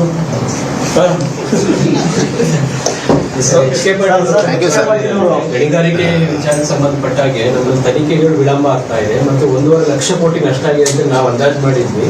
ಅದು ರಿಕವರಿ ಕೂಡ ಸಂಪೂರ್ಣ ಮಾಹಿತಿ ಇಲ್ಲ. ಬಟ್ ಸುಪ್ರೀಂ ಕೋರ್ಟ್ ಆದೇಶ ಇದೆ ಆಸ್ ಫಾರ್ ಏನು, ಬಟ್ ನನಗೆ ಅದು ಸಂಪೂರ್ಣ ಮಾಹಿತಿ ಇಲ್ಲ. ನೀವು ಔಟ್ ಆಫ್ ಸಿಲೆಬಸ್ ಕೇಳಿದ್ರೆ ಅಲ್ಲ ಸರ್, ನೀವು ಪಾದಯಾತ್ರೆ ಮಾಡಿದ ಅಧಿಕಾರಕ್ಕೆ ಬಂದಿದ್ರಿ ಬಳ್ಳಾರಿಗೆ. ಗಣಿಗಾರಿಕೆ ಅಕ್ರಮ ಗಣಿಗಾರಿಕೆ ವಿಚಾರ, ಅಕ್ರಮ ಗಣಿಗಾರಿಕೆ ಅವಾಗ ಇದು ಬೇರೆ, ಅವಾಗ ಬೇರೆ ಇದು ಇತ್ತು. ಅದು ಪಾದಯಾತ್ರೆ ಅದೇ ವಿಚಾರದ SIT ತನಿಖೆಯನ್ನು ಪೆಂಡಿಂಗ್ ಇದೆ ಸರ್. ನನ್ನ ಪ್ರಕಾರ ನಾನು ಹೇಳ್ದಂಗೆ ಸರ್, ನನಗೆ ಮಾಹಿತಿ ಕೊರತೆ ಇರ್ಬೋದು, ಅದಕ್ಕೆ ನಾನು ಹೇಳ್ತಾ ಇರೋದು. ನಾನು ಮಾಹಿತಿ ಇದ್ರೆ ನಾನು ಹೇಳ್ತೀನಲ್ಲ. ನನ್ನ ಪ್ರಕಾರ ಏನಿದೆ ಅಂದ್ರೆ 50,000 ಟನ್ಸ್ ತನಕ ಏನಿದೆ ನಾವು SIT ಇಲ್ಲಿ ಲೋಕಲ್ ಅದಕ್ಕಿಂತ ಹೆಚ್ಚಾಗಿ CBI ಅಂದಿದೆ. ಯಾಕಂದ್ರೆ ಇಟ್ ಹ್ಯಾಸ್ ಎಕ್ಸ್ಪೋರ್ಟ್ ಇರ್ಬೋದು, ಬೇರೆ ಬೇರೆ ದೇಶಕ್ಕೆ ಹೋಗ್ತಾ ಇರೋದ್ರಿಂದ ಇರ್ಬೋದು. ಸೊ ಅದರದ್ದು ವಿಸ್ತರಣೆ ಜಾಸ್ತಿ ಇರೋದ್ರಿಂದ ಹೇಳ್ಬೋದು ಸೆಂಟ್ರಲ್ ಗವರ್ಮೆಂಟ್ ಅಂತ ನನ್ನ ಮಾಹಿತಿ. ಸೊ ಅದಕ್ಕೆ I don't want to comment without complete facts. ಅದನ್ನೇ HK ಪಾಟೀಲ್ ಅವ್ರು ಹೇಳ್ತಾ ಇರೋದು ಅಂದ್ರೆ ತನಿಖೆ ಇನ್ನೂ ಹಂಗೆ ಉಳಿತಾ ಇದೆ, ಒಂದಿಬ್ಬರಿಗೆ ಅಷ್ಟೇ ಶಿಕ್ಷೆ ಆಗಿರೋದು ಬಿಟ್ರೆ ಏನೂ ಆಗಿಲ್ಲ ಅನ್ನೋ ಮಾತು. 7 ಪುಟಗಳ ಪತ್ರ ಬರೆದಿದ್ದಾರೆ. 7 ಪುಟಗಳ ಪತ್ರ ನಾನು ಅದು ಓದಿಲ್ಲ ಟು ಬಿ ಆನೆಸ್ಟ್. ನೀವು MEAದು ಓದಿ ಅಂತೀರಾ, ಇದನ್ನು ಓಕೆ ಸರ್, ಇಲ್ಲ ಹಾಗಲ್ಲ. ನಾನು ಅದಕ್ಕೆ ಹೇಳ್ತೀನಲ್ಲ, ನೀವು ಬಂದಾಗೆಲ್ಲ ನಮ್ಗೆ ಔಟ್ ಆಫ್ ಸಿಲೆಬಸ್ಸೇ ಕೇಳ್ತೀರಾ, ಅದಕ್ಕೆ ನಮ್ಗೆ ರ್ಯಾಂಕೇ ಬರೋದಿಲ್ಲ. ಮುಂದುವಯ್ತಾ ಇಲ್ವಾ ನಾವು ಕರ್ನಾಟಕದ ಕನ್ನಡಿಗರು? ಸೊ ಇದಕ್ಕೆ ಕಾರಣ ಕೇಳ್ತಾ ಇದ್ವಿ, ಆ ಕಾರಣ ಕೊಟ್ಟಿಲ್ಲ. ಅದಕ್ಕೆ ನಿನ್ನೆನೂ ಬರೆದಿದ್ದೀವಿ, ನಾವು ಇದನ್ನ ಸುಮ್ಮನೆ ಬಿಡೋದಿಲ್ಲ. ಯಾರ ಜವಾಬ್ದಾರಿ ಸರ್? ಇವಾಗ ನಮಗೆ ನಾಳೆ ಬಂಡವಾಳ ಬಂದಿಲ್ಲ, ಉದ್ಯೋಗ ಸೃಷ್ಟಿ ಮಾಡಿಲ್ಲ ಅಂದ್ರೆ ನಾವು ಜನರಿಗೆ ಉತ್ತರ ಕೊಡ್ಬೇಕಲ್ವಾ? ನೀವು ನಮ್ಮ ಮಾಧ್ಯಮ ಸ್ನೇಹಿತರು ಕೇಳ್ತೀರಲ್ವಾ ನಮ್ಗೆ? ಆಯ್ತಪ್ಪ, MB ಪಾಟೀಲ್ ಅವರಾಗಿರ್ಬೋದು, ನೀವಾಗಿರ್ಬೋದು, ಎಷ್ಟು ಇಂಡಸ್ಟ್ರಿ ತಂದಿದ್ದೀರಾ, ಎಷ್ಟು ಉದ್ಯೋಗ ಸೃಷ್ಟಿ ಮಾಡಿದ್ದೀರಾ, ಎಷ್ಟು ಬಂಡವಾಳ ಹಾಕಿದ್ದೀರಾ, ಅವೆಲ್ಲರೂ ನೀವು ಕೇಳ್ತೀರಲ್ಲ ನಮ್ಗೆ. ಇವರೆಲ್ಲ ದೊಡ್ಡ ದೊಡ್ಡ ಘೋಷಣೆಗಳು ಕೊಡ್ತಾರೆ, ವಿಶ್ವಗುರು ಅಂತಾರೆ, ಎಲ್ಲರೂ ಚೈನಾ ಆದ್ಮೇಲೆ ಇಂಡಿಯಾ ಮುಂದುವರಿಬೇಕು ಅಂತಾರೆ. ಆದ್ರೆ ಯಾವಾಗ ನಮ್ಮಂತ ಪ್ರಗತಿಪರವಾಗಿರುವಂತ ರಾಜ್ಯಗಳು ಹೋಗ್ಬೇಕಂತ ಬಂಡವಾಳದ ಉಳ್ಕೊಂಡು ಮತ್ತೆ ಉದ್ಯೋಗ ಸೃಷ್ಟಿಗೋಸ್ಕರ ಹೋಗ್ಬೇಕು ಅಂದಾಗ ಇವ್ರು ತಡೆ ಹಿಡಿತಾರೆ. ಅದಕ್ಕೆ ಕಾರಣ ಕೊಡ್ಲಿ. ಇದು ಯಾವುದೋ ವೈಯಕ್ತಿಕ ವಿಚಾರ ಅಲ್ಲ, ಇದು ನಮ್ಮ ರಾಜ್ಯದ ಮರ್ಯಾದೆ ಪ್ರಶ್ನೆ. What is the reason you are stopping a minister from functioning, from deploying his duties? ಅದು ಕಾರಣ ಕೊಡ್ಲಿ, ನಾವೇನು ಸುಮ್ಮನೆ ಬಿಡ್ತಾ ಇಲ್ಲ. ನಾನು ಹೇಳ್ದಂಗೆ ನಾನು ಪತ್ರ ಬರೆದಿದ್ದೀನಿ ಆಗ್ಲಿ, ನೋಡೋಣ ಏನು ಉತ್ತರ ಬರುತ್ತೆ. ರೀಸನ್ ಹೇಳಿದ್ದಾರೆ ಏನು ರೀಸನ್ ಇಲ್ಲ ಸರ್. ಏನಾದ್ರು ರಾಜಕೀಯ ನಿಲುವು ಬೇರೆ ಬೇರೆ ಆ ಥರದ್ದು ಏನಾದ್ರು ನೋಡಿ. ಯಾವಾಗ ನೀವೆಲ್ಲರೂ ಕೂಡ ಇದನ್ನ ಬಹಿರಂಗಪಡಿಸಿದ್ರಿ, ಇದ್ರ ಬಗ್ಗೆ ಪ್ರಶ್ನೆ ಮಾಡಕ್ ಪ್ರಾರಂಭ ಮಾಡಿದ್ರಿ, ಯಾಕೆ ಒಬ್ಬ ಕರ್ನಾಟಕದ ಮಂತ್ರಿಗೆ ನೀವು ಇಂಥ ಅವಕಾಶಗಳಿಂದ ವಂಚಿತ ಮಾಡ್ತಾ ಇದ್ದೀರಾ ಅಂತ ನೀವು ಕೇಳಿದಾಗ ಬಹುಶಃ ಅವ್ರೇನೋ ಇಲ್ಲಪ್ಪ ಇದು ಸಿವಿಯರ್ ಬ್ಯಾಕ್ಲ್ಯಾಶ್ ಆಗ್ತಾ ಇದೆ, ಇದು ಸರಿ ಇಲ್ಲ ಅಂತ ಅನಿಸಿ ಕೊಟ್ಟಿರ್ಬೋದು ಅಂತ ನನ್ನ ವೈಯಕ್ತಿಕ ಅಭಿಪ್ರಾಯ. ಆದರೆ ಫಸ್ಟ್ ಆಫ್ ಆಲ್ ತಡೆ ಹಿಡಿದಿದ್ದು ಯಾಕೆ ಅಂತ ಅದಕ್ಕೆ ಸ್ಪಷ್ಟವಾದಂಥ ನಿಲುವು ನನಗೆ ಬೇಕು, ಕಾರಣಗಳು ಬೇಕು. ನಮ್ಮಲ್ಲಿ ಲೋಪ ಇದ್ರೆ ನಾನು ತಿದ್ಕೊಳಕ್ಕೆ ತಯಾರಿದ್ದೀನಿ. ಹೌದಪ್ಪ, ನಿಮ್ಮ ಪ್ರಸ್ತಾವನೆ ಸರಿ ಇಲ್ಲ, ಈ ಪ್ರಸ್ತಾವನೆ ಫಾರ್ಮ್ಯಾಟ್ ಬೇರೆ ಇತ್ತು, ಇದು ನಮ್ಮ ನೀತಿ ವಿರುದ್ಧ ಇದೆ ಅಂದರೆ done, will take corrective measures. But ನೀವೇನು ಹೇಳಲಾರ್ದೆ ಸುಮ್ಮನೆ ನಮ್ಗೆ ಅದು ನೀವು ವೀಸಾ ನೀವು ಅದು ಪರ್ಮಿಷನ್ ಫಾರ್ಮ್ ನೋಡ್ಬೇಕು, ಅಪ್ಲಿಕೇಶನ್ ಫಾರ್ಮ್ ನೋಡ್ಬೇಕು, ಎಷ್ಟು ಅಸಹ್ಯ ಕಾಣಿಸುತ್ತೆ ಅಂದರೆ ಬರೀ ಡಿನೈಡ್ ಅಂತ ಹಾಕಿದ್ದಾನೆ ಅಷ್ಟೇ, ಒಂದು ಸ್ಟ್ಯಾಂಪ್. ಏನೋ ಡಿನೈಡ್ ವಿತ್ ಏನೋ ಕ್ಲಾರಿಫಿಕೇಶನ್ ಇದ್ದಿದ್ರೆ ನಮಗೂ ಅನುಕೂಲ ಆಗ್ತಾ ಇತ್ತಲ್ಲ ನಿಮ್ಮ ಮುಂದೆ ಮಾತಾಡೋಕ್ಕೆ.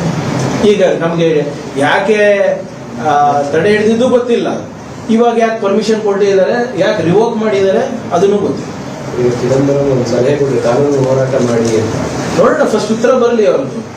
ಮಾನ್ಯ ಮುಖ್ಯಮಂತ್ರಿಗಳು ಕೂಡ ಪ್ರಧಾನಮಂತ್ರಿಗೆ ಬರೀತಾರೆ ಅಂತ ಹೇಳಿದ್ದಾರೆ, ಅದನ್ನು ಕೂಡ ಇವತ್ತು ನಾಳೆನಲ್ಲಿ ನಾವು ಡ್ರಾಫ್ಟ್ ಮಾಡಿ ಕಳಿಸ್ತೀವಿ. ಬಟ್ ಅದಕ್ಕೆ ಮುಂದೆ ಏನಾದರೂ ನಮಗೆ ಸರಿಯಾದ ರೀತಿಯಾದಂಥ ಉತ್ತರಗಳು ಬಂದಿಲ್ಲ, we will see what legal action to take. CM ಡೆಲ್ಲಿಗೆ ಹೋಗ್ತಾ ಇದ್ದಾರೆ ಸರ್, ತಾವೇನಾದ್ರು ಹೋಗಿ ಇದ್ರ ಬಗ್ಗೆ ಕೂಡ ಹೇಳಿದ್ದಾರೆ. ಯಾವ ಸಿ ಎಂ ಅವ್ರದ್ದು ಬೇರೆ ವಿಚಾರ ಅಲ್ಲ ಸರ್, ಅವ್ರು ರಾಷ್ಟ್ರಪತಿ ಮತ್ತೆ PM ಭೇಟಿಗೆ ಅವಕಾಶ ಕೇಳಿದ್ದಾರೆ. ಸಿಕ್ಕಿದ್ರೆ ಜೊತೆಲಿ ಹೋಗಿ ಏನಾದ್ರು ವಿವರಣೆ ಇಲ್ಲ, ನಾವೇನು ಹೋಗೋದ ಅವಶ್ಯಕತೆ ಇಲ್ಲ. ಚೀಫ್ ಮಿನಿಸ್ಟರ್ ಅವರು ಪತ್ರ ಬರೆದರೆ ಅದು ಗಂಭೀರವಾಗಿ ಪರಿಗಣಿಸ್ತಾರೆ ಅಂತ ನಾವು ಭಾವಿಸ್ತಾ ಇದ್ದೀವಿ. ಯಾಕಂದರೆ ಇದು ಬರೀ ನಮ್ಮ ರಾಜ್ಯದ ಸಮಸ್ಯೆ ಅಲ್ಲ, ಬೇರೆ ಬೇರೆ ರಾಜ್ಯದಲ್ಲೂ ಹಿಂಗೆ ಆಗ್ತಾ ಇದೆ ಅಂತ ಕೇಳ್ಪಟ್ಟಿದ್ದೀನಿ. ನೋಡೋಣ ಏನಾಗ್ತದೆ. ಡೈರೆಕ್ಟ್ ಸ್ಟೇಟ್ ಗೌರ್ಮೆಂಟ್ ಫಂಡ್ ಹೋಗುತ್ತೆ ಅನ್ನೋ ಕಾರಣಕ್ಕೆ ಈ ರೀತಿ ಮಾಡಿದ್ದಾರೆ. ಡೈರೆಕ್ಟ್ ಸ್ಟೇಟ್ ಗೌರ್ಮೆಂಟ್ ಅನುದಾನ ಬಂದ್ಬಿಡುತ್ತೆ ಅನ್ನೋ ಕಾರಣಕ್ಕೆ ಈ ರೀತಿ ಮಾಡ್ತಾ ಇದ್ದಾರಾ? ಎಲ್ಲಿ ಸರ್, ನಾವು ದುಡಿತಾ ಇರೋದು ಇವತ್ತು ಇಡೀ ರಾಷ್ಟ್ರಕ್ಕೆ ಅನುಕೂಲ ಆಗ್ತಾ ಇದೆ ಅಲ್ವಾ ಸರ್? ಏನಿದು ಬರೇ ಕನ್ನಡಿಗರಿಗೆ ಅನುಕೂಲ ಆಗ್ತಾ ಇದೆಯಾ? ಎಷ್ಟು ಜನ ಉತ್ತರ ಪ್ರದೇಶದವರು, ಮಧ್ಯಪ್ರದೇಶದವರು, ಬಿಹಾರದವರು ಬಂದಿಲ್ಲಿ ಕೆಲಸ ಮಾಡ್ತಾ ಇದ್ದಾರೆ ನೋಡಿ ನಮ್ಮ ಕರ್ನಾಟಕ ರಾಜ್ಯದಲ್ಲಿ. ಇಲ್ಲಿ ನಾವು ಉದ್ಯೋಗ ಸೃಷ್ಟಿ ಮಾಡ್ತಾ ಇರೋದ್ರಿಂದ ತಾನೇ ಎಲ್ಲಿ ಬರ್ತಾ ಇರೋದು. ನಮ್ಮವ್ರು ಎಷ್ಟು ಜನ ಇದ್ದಾರೆ ಸರ್ UP ಬಿಹಾರ್ನಲ್ಲಿ?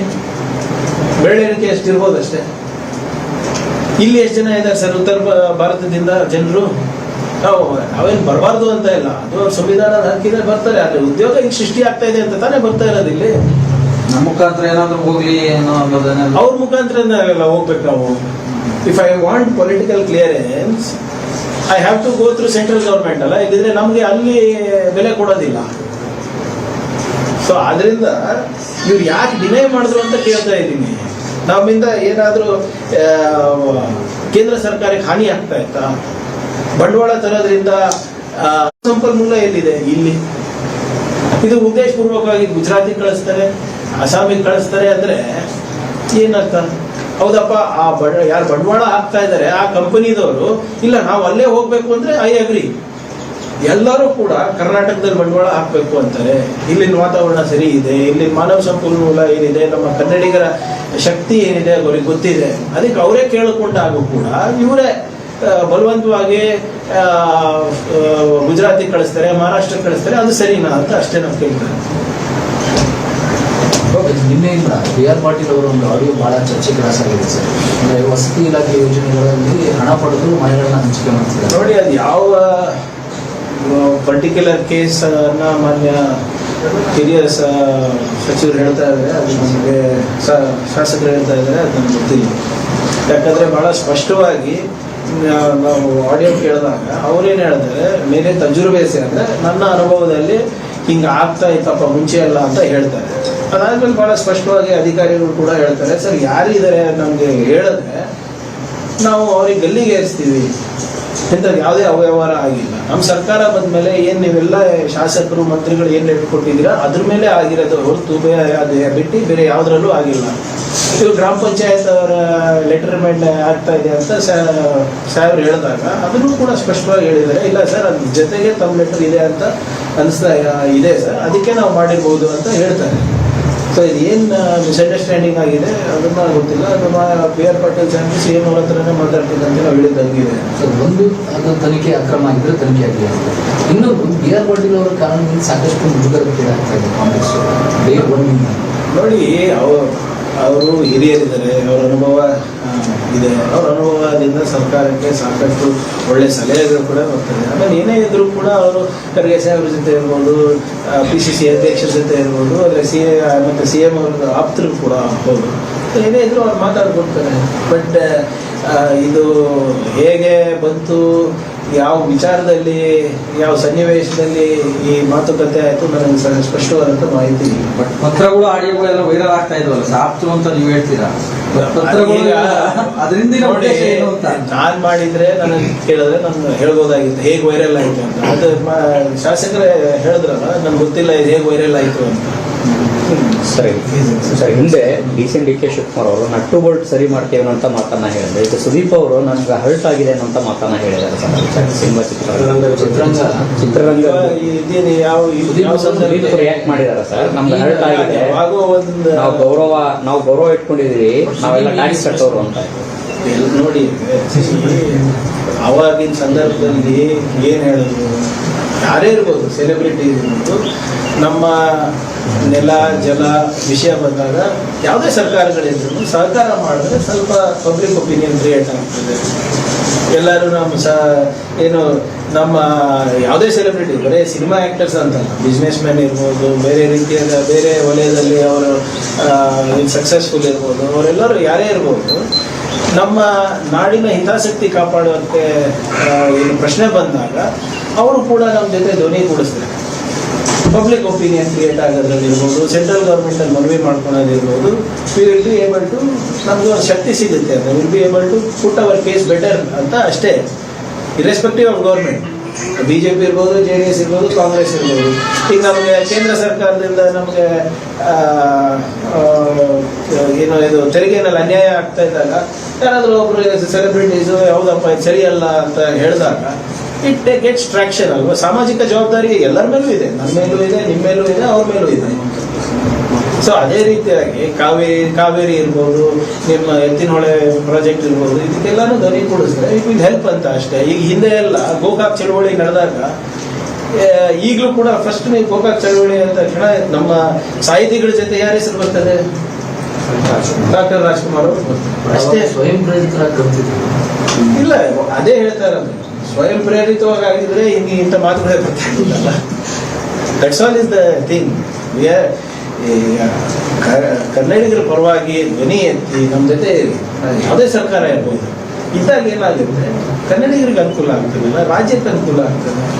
ಈಗ ಸುದೀಪ್ ಅವರು ಕರ್ನಾಟಕಕ್ಕೆ ಸೀಮಿತನ, ಆಂಧ್ರದಲ್ಲೂ ಪಾಪ್ಯುಲರ್ ಇದ್ದಾರೆ, ನಿಮ್ಮ ಮಹಾರಾಷ್ಟ್ರದಲ್ಲೂ ಪಾಪ್ಯುಲರ್ ಇದ್ದಾರೆ, ಪ್ಯಾನ್ ಇಂಡಿಯಾ ಅವ್ರದ್ದು ಅಪೀಲ್ ಇದೆ. ನಮ್ಮ ರಾಜ್ಯಕ್ಕೆ ಅನ್ಯಾಯ ಆಗ್ತಾ ಇದೆ ಅಪ್ಪ, ತೆರಿಗೆನಲ್ಲಿ, ನಮಗೆ ಕುಡಿಯೋ ನೀರಿನಲ್ಲಿ, ಅಥವಾ ಗಡಿ ವಿಚಾರದಲ್ಲಿ, ನಮ್ಮ ಭಾಷೆನಲ್ಲಿ ಅಂತ ಹೇಳಿದಾಗ it brings a lot of ಇದು. ಈ ಉದಾಹರಣೆ ಕಮಲ್ ಹಾಸನ್ ಅವರ ಒಂದು ಸ್ಟೇಟ್ಮೆಂಟ್ ಇತ್ತು. ಅವಾಗ ಇಲ್ಲಪ್ಪ, ನಿಮ್ದೇ ಎಷ್ಟು ಹಳೆ ಇತಿಹಾಸ ಇದೆ, ಅಷ್ಟೇ ಹಳೇದು ನಮ್ದು ಇದೆ ಅಂದರೆ ಬಲ ಸಿಗ್ತದಲ್ಲ ನಿಮಗೆ. That's all is the thing. We all have to be more socially responsible for the state ಅಂತ ಅಷ್ಟೇ. ಲಾಸ್ಟ್ ಕ್ವಶನ್ ಸರ್, ಫೇಕ್ ನ್ಯೂಸ್ಗೆ ಸಂಬಂಧಪಟ್ಟಿರೋ ಒಂದು ಡ್ರಾಫ್ಟ್ ಆಗಿರುತ್ತೆ. ಫೇಕ್ ನ್ಯೂಸ್ ಇಲ್ಲ, ಮಿಸ್ಇನ್ಫಾರ್ಮೇಶನ್, ಸುಳ್ಳು ಸುದ್ದಿ ತಪ್ಪು ಮಾಹಿತಿ ಕೊಡೋರಿಗೆ. ನಿಮ್ಗೆ ನನಗಿಂತ ಚೆನ್ನಾಗಿ ನಮ್ಮ ಮಾಧ್ಯಮ ಸ್ನೇಹಿತರು ನಿಮ್ಗೆ ಗೊತ್ತಿದೆ.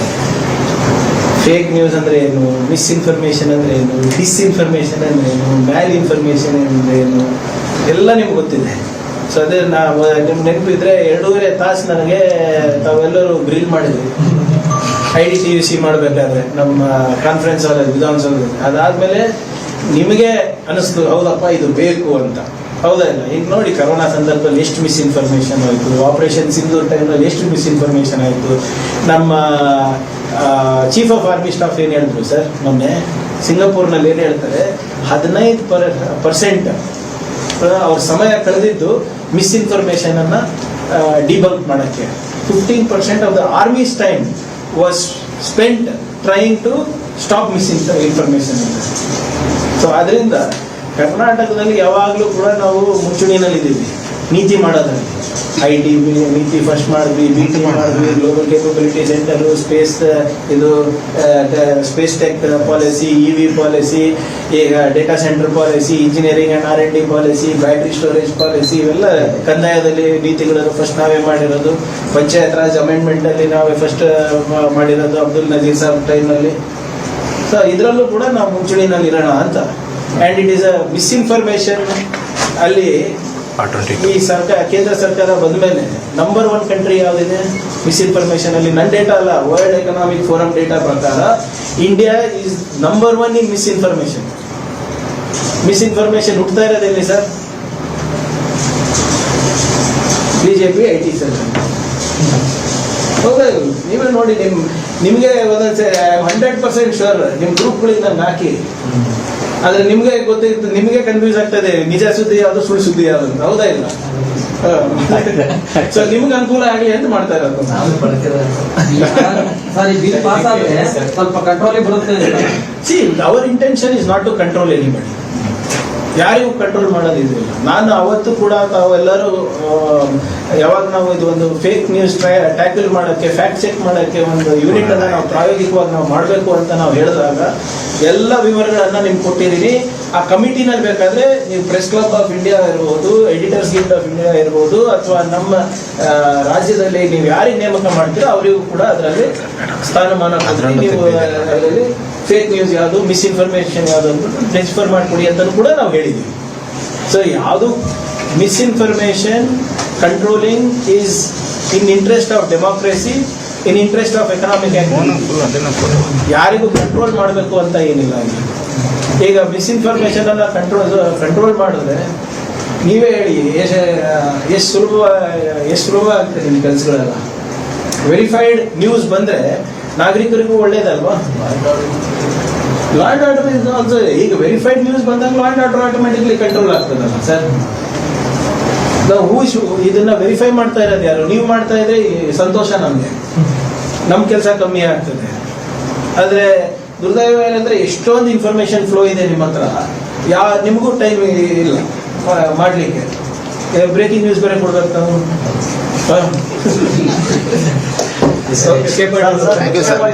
ಗಣಿಗಾರಿಕೆ ವಿಚಾರಕ್ಕೆ ಸಂಬಂಧಪಟ್ಟ ಹಾಗೆ ನಮ್ಮ ತನಿಖೆಗಳು ವಿಳಂಬ ಆಗ್ತಾ ಇದೆ ಮತ್ತು 1.5 ಲಕ್ಷ ಕೋಟಿ ನಷ್ಟ ಆಗಿದೆ ಅಂತ ನಾವು ಅಂದಾಜು ಮಾಡಿದ್ವಿ. ಅದು ರಿಕವರಿ ಕೂಡ ಸಂಪೂರ್ಣ ಮಾಹಿತಿ ಇಲ್ಲ. ಬಟ್ ಸುಪ್ರೀಂ ಕೋರ್ಟ್ ಆದೇಶ ಇದೆ ಆಸ್ ಫಾರ್ ಐನೋ, ಬಟ್ ನನಗೆ ಸಂಪೂರ್ಣ ಮಾಹಿತಿ ಇಲ್ಲ.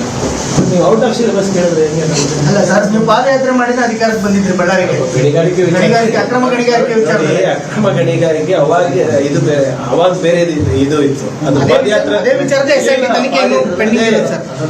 ನನ್ನ ಪ್ರಕಾರ ನಾನು ಹೇಳ್ದಂಗೆ ಸರ್, ನನಗೆ ಮಾಹಿತಿ ಕೊರತೆ ಇರ್ಬೋದು, ಅದಕ್ಕೆ ನಾನು ಹೇಳ್ತಾ ಇರೋದು. ನಾನು ಮಾಹಿತಿ ಇದ್ರೆ ನಾನು ಹೇಳ್ತೀನಲ್ಲ.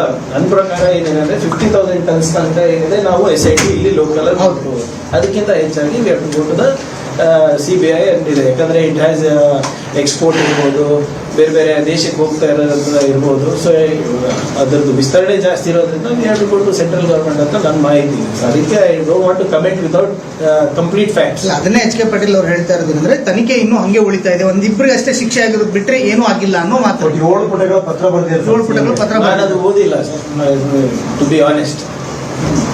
ನೀವು MEAದು ಓದಿ ಅಂತೀರಾ, ಇದನ್ನು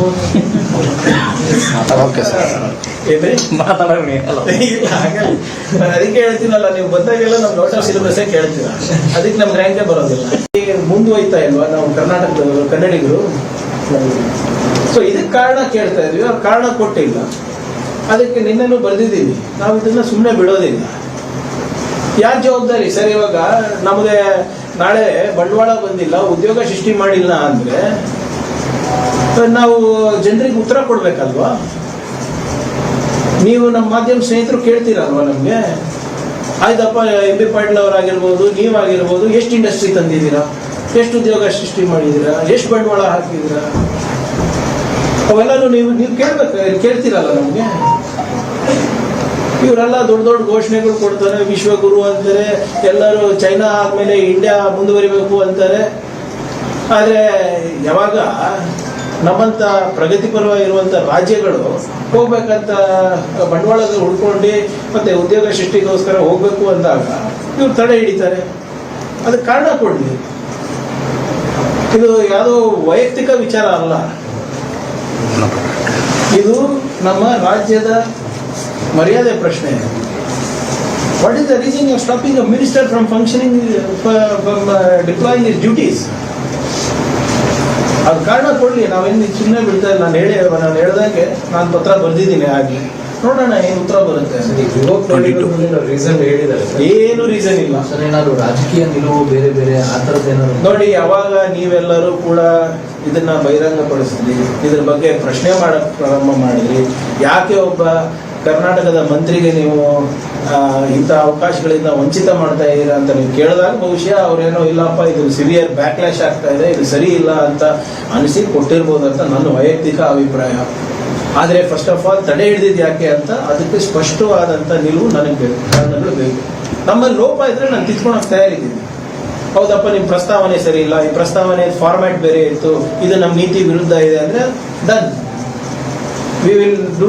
will take corrective measures. But ನೀವೇನು ಹೇಳಲಾರ್ದೆ ಸುಮ್ಮನೆ ನಮಗೆ ಅದು ನೀವು ನೀವು ಅದು ಪರ್ಮಿಷನ್ ಫಾರ್ಮ್ ನೋಡ್ಬೇಕು, ಅಪ್ಲಿಕೇಶನ್ ಫಾರ್ಮ್ ನೋಡ್ಬೇಕು, ಎಷ್ಟು ಅಸಹ್ಯ ಕಾಣಿಸುತ್ತೆ ಅಂದರೆ ಬರೀ ಡಿನೈಡ್ ಅಂತ ಹಾಕಿದ್ದಾನೆ ಅಷ್ಟೇ, ಅದೊಂದು ಸ್ಟ್ಯಾಂಪ್. ಏನೋ ಡಿನೈಡ್ ವಿತ್ ಏನೋ ಕ್ಲಾರಿಫಿಕೇಶನ್ ಇದ್ದಿದ್ರೆ ನಮಗೂ ಅನುಕೂಲ ಆಗ್ತಾ ಇತ್ತಲ್ಲ ನಿಮ್ಮ ಮುಂದೆ ಮಾತಾಡೋಕ್ಕೆ. ಈಗ ನಮಗೆ ಯಾಕೆ ತಡೆ ಹಿಡಿದಿದ್ದು ಗೊತ್ತಿಲ್ಲ, ಇವಾಗ ಯಾಕೆ ಪರ್ಮಿಷನ್ ಕೊಟ್ಟಿದ್ದಾರೆ, ಯಾಕೆ ರಿವೋಕ್ ಮಾಡಿದ್ದಾರೆ ಅದನ್ನು ಗೊತ್ತಿಲ್ಲ. ಈಗ ಚಿದಂಬರಂ ಒಂದು ಸಲಹೆ ಕೊಡಿ, ಕಾನೂನು ಹೋರಾಟ ಮಾಡಿ ಅಂತ. ನೋಡೋಣ, ಫಸ್ಟ್ ಉತ್ತರ ಬರಲಿ ಅವ್ರದ್ದು. ಮಾನ್ಯ ಮುಖ್ಯಮಂತ್ರಿ ಇಲ್ಲ, ನಾವೇನು ಹೋಗೋದ ಅವಶ್ಯಕತೆ ಇಲ್ಲ. ಚೀಫ್ ಮಿನಿಸ್ಟರ್ ಅವರು ಉತ್ತರ ಬರ್ತಾರೆ, ಅದು ಗಂಭೀರವಾಗಿ ಪರಿಗಣಿಸ್ತಾರೆ ಅಂತ ನಾವು ಭಾವಿಸ್ತೇನೆ. ಯಾಕಂದ್ರೆ ಇದು ಬರೀ ನಮ್ಮ ರಾಜ್ಯದ ಸಮಸ್ಯೆ ಅಲ್ಲ, ಬೇರೆ ಬೇರೆ ರಾಜ್ಯದಲ್ಲೂ ಹಿಂಗೆ ಆಗ್ತಾ ಇದೆ ಅಂತ ಕೇಳ್ಪಟ್ಟಿದ್ದೀನಿ. ನೋಡೋಣ ಏನಾಗ್ತದೆ.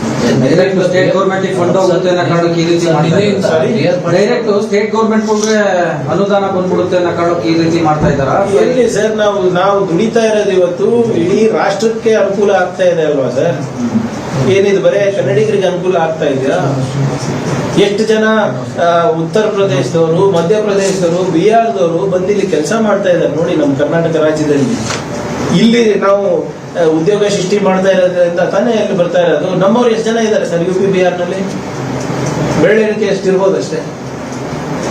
ಇಲ್ಲಿ ಎಷ್ಟು ಜನ ಇದ್ದಾರೆ ಸರ್ ಉತ್ತರ ಭಾರತದಿಂದ ಜನರು? ಅವೇನು ಬರಬಾರ್ದು ಅಂತ ಇಲ್ಲ, ಅದು ಸಂವಿಧಾನ ಹಾಕಿದ್ರೆ ಬರ್ತಾರೆ. ಆದ್ರೆ ಉದ್ಯೋಗ ಈಗ ಸೃಷ್ಟಿ ಆಗ್ತಾ ಇದೆ ಅಂತ ತಾನೇ ಬರ್ತಾ ಇರೋದು ಇಲ್ಲಿ. ನಮ್ಮ ಮುಖಾಂತರ ಏನಾದ್ರು ಹೋಗ್ಲಿ ಏನೋ ಅನ್ನೋದನ್ನೆಲ್ಲ ಅವ್ರ ಮುಖಾಂತರ ಹೋಗ್ಬೇಕು ನಾವು.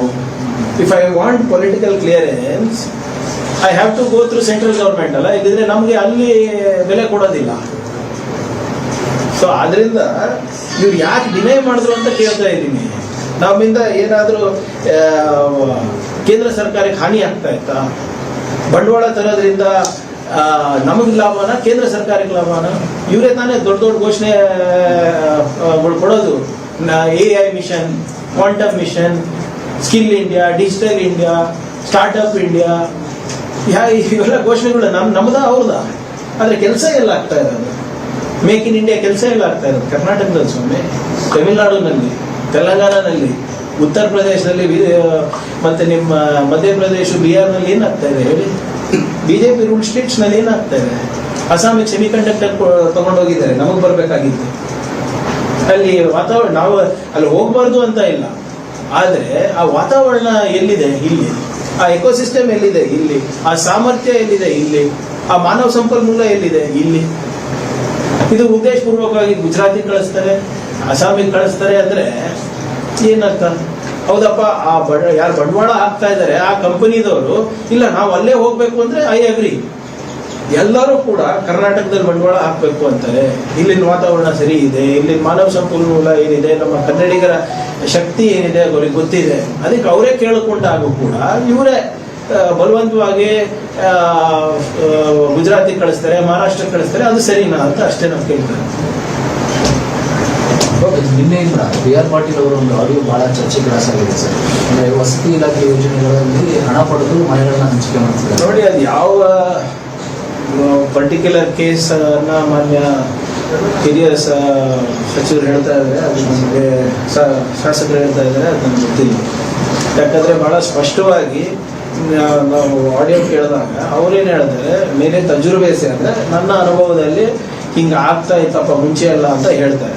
ಅದಾದ್ಮೇಲೆ ಬಹಳ ಸ್ಪಷ್ಟವಾಗಿ ಅಧಿಕಾರಿಗಳು ಕೂಡ ಹೇಳ್ತಾರೆ, ಸರ್ ಯಾರಿದ್ದಾರೆ ನಮಗೆ ಹೇಳಿದ್ರೆ ನಾವು ಅವ್ರಿಗೆ ಗಲ್ಲಿಗೆ ಏರಿಸ್ತೀವಿ. ಇಂಥದ್ದು ಯಾವುದೇ ಅವ್ಯವಹಾರ ಆಗಿಲ್ಲ. ನಮ್ಮ ಸರ್ಕಾರ ಬಂದ್ಮೇಲೆ ಏನು ನೀವೆಲ್ಲ ಶಾಸಕರು ಮಂತ್ರಿಗಳು ಏನು ಇಟ್ಕೊಟ್ಟಿದ್ದೀರಾ ಅದ್ರ ಮೇಲೆ ಆಗಿರೋದು ಹೊರತು ಅದು ಬಿಟ್ಟು ಬೇರೆ ಯಾವುದ್ರಲ್ಲೂ ಆಗಿಲ್ಲ. ಇದು ಗ್ರಾಮ ಪಂಚಾಯತ್ ಅವರ ಲೆಟರ್ ಮೇಲೆ ಆಗ್ತಾ ಇದೆ ಅಂತ ಸಾಹೇಬ್ರು ಹೇಳಿದಾಗ ಅದನ್ನು ಕೂಡ ಸ್ಪಷ್ಟವಾಗಿ ಹೇಳಿದ್ದಾರೆ. ಇಲ್ಲ ಸರ್, ಅದ್ರ ಜೊತೆಗೆ ತಮ್ಮ ಲೆಟರ್ ಇದೆ ಅಂತ ಅನಿಸ್ತಾ ಇದೆ ಸರ್, ಅದಕ್ಕೆ ನಾವು ಮಾಡಿರ್ಬೋದು ಅಂತ ಹೇಳ್ತಾರೆ.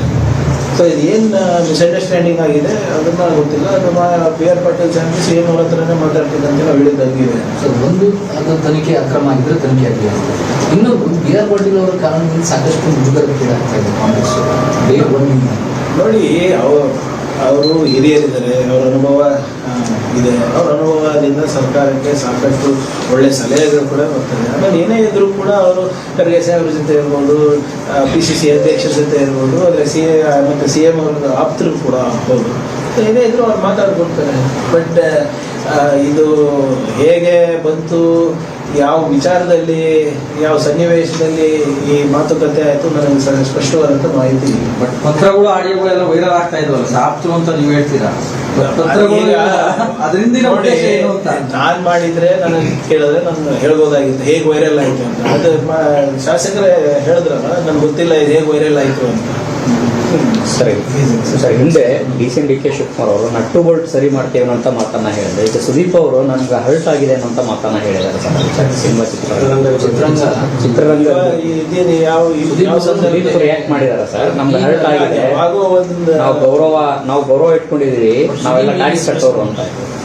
ನೋಡಿ, ಅವಾಗಿನ ಸಂದರ್ಭದಲ್ಲಿ ಏನು ಹೇಳಿದ್ರು, ಯಾರೇ ಇರ್ಬೋದು, ಸೆಲೆಬ್ರಿಟಿ ಇರ್ಬೋದು, ನಮ್ಮ ನೆಲ ಜಲ ವಿಷಯ ಬಂದಾಗ ಯಾವುದೇ ಸರ್ಕಾರಗಳಿದ್ರು ಸಹಕಾರ ಮಾಡಿದ್ರೆ ಸ್ವಲ್ಪ ಪಬ್ಲಿಕ್ ಒಪಿನಿಯನ್ ಕ್ರಿಯೇಟ್ ಆಗ್ತದೆ. ಎಲ್ಲರೂ ಏನು ನಮ್ಮ ಯಾವುದೇ ಸೆಲೆಬ್ರಿಟಿ, ಬರೀ ಸಿನಿಮಾ ಆ್ಯಕ್ಟರ್ಸ್ ಅಂತಲ್ಲ, ಬಿಸ್ನೆಸ್ ಮ್ಯಾನ್ ಇರ್ಬೋದು, ಬೇರೆ ರೀತಿಯಾದ ಬೇರೆ ವಲಯದಲ್ಲಿ ಅವರು ಸಕ್ಸಸ್ಫುಲ್ ಇರ್ಬೋದು, ಅವರೆಲ್ಲರೂ ಯಾರೇ ಇರ್ಬೋದು, ನಮ್ಮ ನಾಡಿನ ಹಿತಾಸಕ್ತಿ ಕಾಪಾಡೋಕ್ಕೆ ಏನು ಪ್ರಶ್ನೆ ಬಂದಾಗ ಅವರು ಕೂಡ ನಮ್ಮ ಜೊತೆ ಧ್ವನಿ ಕೂಡಿಸ್ತಾರೆ. ಪಬ್ಲಿಕ್ ಒಪಿನಿಯನ್ ಕ್ರಿಯೇಟ್ ಆಗೋದ್ರಲ್ಲಿರ್ಬೋದು, ಸೆಂಟ್ರಲ್ ಗೌರ್ಮೆಂಟಲ್ಲಿ ಮನವಿ ಮಾಡ್ಕೊಳೋದಿರ್ಬೋದು, we will be able to, ನಮ್ಗೆ ಒಂದು ಶಕ್ತಿ ಸಿಗುತ್ತೆ ಅಂತ, will be able to put our case better ಅಂತ ಅಷ್ಟೇ. ಇರೆಸ್ಪೆಕ್ಟಿವ್ ಆಫ್ ಗೌರ್ಮೆಂಟ್, BJP ಇರ್ಬೋದು, JDS ಇರ್ಬೋದು, ಕಾಂಗ್ರೆಸ್ ಇರ್ಬೋದು. ಈಗ ನಮಗೆ ಕೇಂದ್ರ ಸರ್ಕಾರದಿಂದ ನಮಗೆ ಏನು ಇದು ತೆರಿಗೆನಲ್ಲಿ ಅನ್ಯಾಯ ಆಗ್ತಾ ಇದ್ದಾಗ ಯಾರಾದರೂ ಒಬ್ರು ಸೆಲೆಕ್ಟ್ ಸ್ಟೇಟ್ ಅಂತ ಅಷ್ಟೇ. ಲಾಸ್ಟ್ ಕ್ವಶನ್ ಸರ್, ಫೇಕ್ ನ್ಯೂಸ್ಗೆ ಸಂಬಂಧಪಟ್ಟಿರೋ ಒಂದು ಡ್ರಾಫ್ಟ್ ಆಗಿರುತ್ತೆ. ಫೇಕ್ ನ್ಯೂಸ್ ಇಲ್ಲ, ಮಿಸ್ಇನ್ಫಾರ್ಮೇಶನ್, ಸುಳ್ಳು ಸುದ್ದಿ ಸುಳ್ಳು ಸುದ್ದಿ, ತಪ್ಪು ಮಾಹಿತಿ ಕೊಡೋರಿಗೆ. ನಿಮ್ಗೆ ನನ್ಗಿಂತ ಚೆನ್ನಾಗಿ ನಿಮ್ಮ ಮಾಧ್ಯಮ ಸ್ನೇಹಿತರು ನಿಮ್ಗೆ ಗೊತ್ತಿದೆ. ಫೇಕ್ ನ್ಯೂಸ್ ಅಂದ್ರೆ ಏನು, ಮಿಸ್ಇನ್ಫಾರ್ಮೇಶನ್ ಅಂದ್ರೆ ಏನು, ಡಿಸ್ಇನ್ಫಾರ್ಮೇಶನ್ ಅಂದ್ರೆ ಏನು, ಮ್ಯಾಲ್ ಇನ್ಫಾರ್ಮೇಶನ್ ಅಂದ್ರೆ ಏನು, ಎಲ್ಲ ನಿಮ್ಗೆ ಗೊತ್ತಿದೆ. ಸೊ ಅದೇ ನಿಮ್ಗೆ ನೆನಪಿದ್ರೆ 2.5 ತಾಸು ನನಗೆ ತಾವೆಲ್ಲರೂ ಗ್ರಿಲ್ ಮಾಡಿದ್ವಿ IDTUC ಮಾಡಬೇಕಾದ್ರೆ ನಮ್ಮ ಕಾನ್ಫರೆನ್ಸ್ ಹಾಲ್ ವಿಧಾನಸೌಧ. ಅದಾದ್ಮೇಲೆ ನಿಮಗೆ ಅನಿಸ್ತು ಹೌದಪ್ಪ ಇದು ಬೇಕು ಅಂತ, ಹೌದಾ ಇಲ್ಲ? ಈಗ ನೋಡಿ, ಕರೋನಾ ಸಂದರ್ಭದಲ್ಲಿ ಎಷ್ಟು ಮಿಸ್ಇನ್ಫಾರ್ಮೇಶನ್ ಆಯಿತು, ಆಪರೇಷನ್ ಸಿಂಧೂರ್ ಟೈಮ್ನಲ್ಲಿ ಎಷ್ಟು ಮಿಸ್ಇನ್ಫಾರ್ಮೇಶನ್ ಆಯಿತು. ನಮ್ಮ ಚೀಫ್ ಆಫ್ ಆರ್ಮಿ ಸ್ಟಾಫ್ ಏನು ಹೇಳಿದ್ರು ಸರ್ ಮೊನ್ನೆ ಸಿಂಗಾಪುರ್ನಲ್ಲಿ, ಏನು ಹೇಳ್ತಾರೆ, 15% ಅವ್ರ ಸಮಯ ಕಳೆದಿದ್ದು ಮಿಸ್ಇನ್ಫಾರ್ಮೇಶನ್ ಅನ್ನ ಡಿಬಂಕ್ ಮಾಡೋಕ್ಕೆ. 15% of the army's time was spent trying to stop misinformation. So ಅದರಿಂದ ಕರ್ನಾಟಕದಲ್ಲಿ ಯಾವಾಗಲೂ ಕೂಡ ನಾವು ಮುಂಚೂಣಿನಲ್ಲಿದ್ದೀವಿ ನೀತಿ ಮಾಡೋದ್ರಲ್ಲಿ. IT ನೀತಿ ಫಸ್ಟ್ ಮಾಡಿದ್ವಿ, BT ಮಾಡಿದ್ವಿ, global capability centre, space tech policy, EV policy, ಈಗ data centre policy, engineering and R&D policy, battery storage policy, ಇವೆಲ್ಲ ಕಂದಾಯದಲ್ಲಿ ನೀತಿಗಳನ್ನು ಫಸ್ಟ್ ನಾವೇ ಮಾಡಿರೋದು. ಪಂಚಾಯತ್ ರಾಜ್ ಅಮೆಂಡ್ಮೆಂಟಲ್ಲಿ ನಾವೇ ಫಸ್ಟ್ ಮಾಡಿರೋದು ಅಬ್ದುಲ್ ನಜೀರ್ ಸಾಹೇಬ್ ಟೈಮ್ನಲ್ಲಿ. ಸೊ ಇದರಲ್ಲೂ ಕೂಡ ನಾವು ಮುಂಚೂಣಿನಲ್ಲಿ ಇರೋಣ ಅಂತ. And it is a misinformation. ಅಲ್ಲಿ ಈ ಕೇಂದ್ರ ಸರ್ಕಾರ ಬಂದ ಮೇಲೆ ನಂಬರ್ 1 ಕಂಟ್ರಿ ಯಾವುದಿದೆ ಮಿಸ್ಇನ್ಫಾರ್ಮೇಶನ್ ಅಲ್ಲಿ? ನನ್ನ ಡೇಟಾ ಅಲ್ಲ, ವರ್ಲ್ಡ್ ಎಕನಾಮಿಕ್ ಫೋರಂ ಡೇಟಾ ಪ್ರಕಾರ India is number 1 in misinformation. Misinformation ಹುಡ್ತಾ ಇರೋದಿಲ್ಲ ಸರ್, BJP IT ಸರ್ಕಾರ. ಹೌದಾ?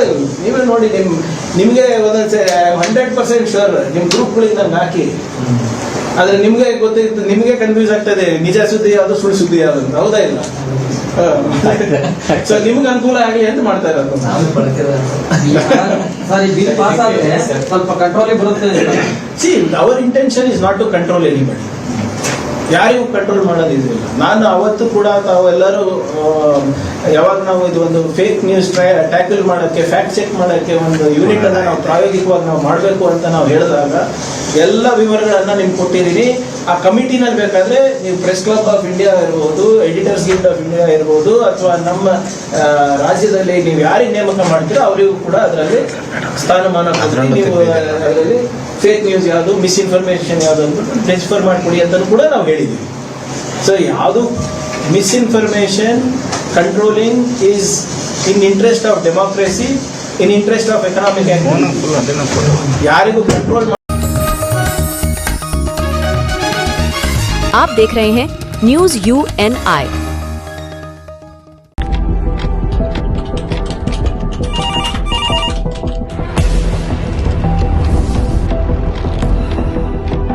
क्या ठीक है, हम लोग अभी आ रहे हैं। राजनीति के राज जनता तक पहुंचाना आसान नहीं है। खबरें के बाजार में बिना तमाशे के सच दिखाना आसान नहीं है, लेकिन अब सब कुछ होगा आसान। हम हैं न्यूज UNI। न्यूज UNI हम जियो टीवी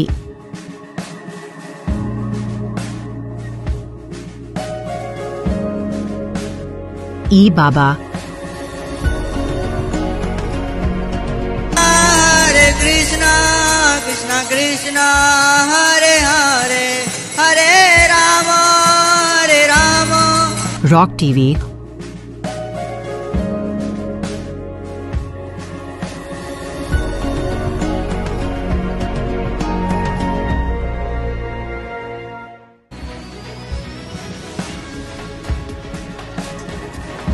और प्ले ऑन टीवी पर उपलब्ध हैं। हरे कृष्णा कृष्णा कृष्णा हरे हरे हरे राम अधिक अपडेट के लिए YouTube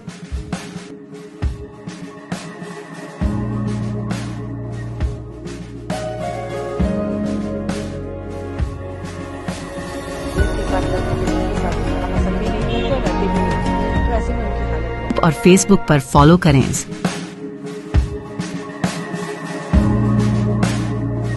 साल में एक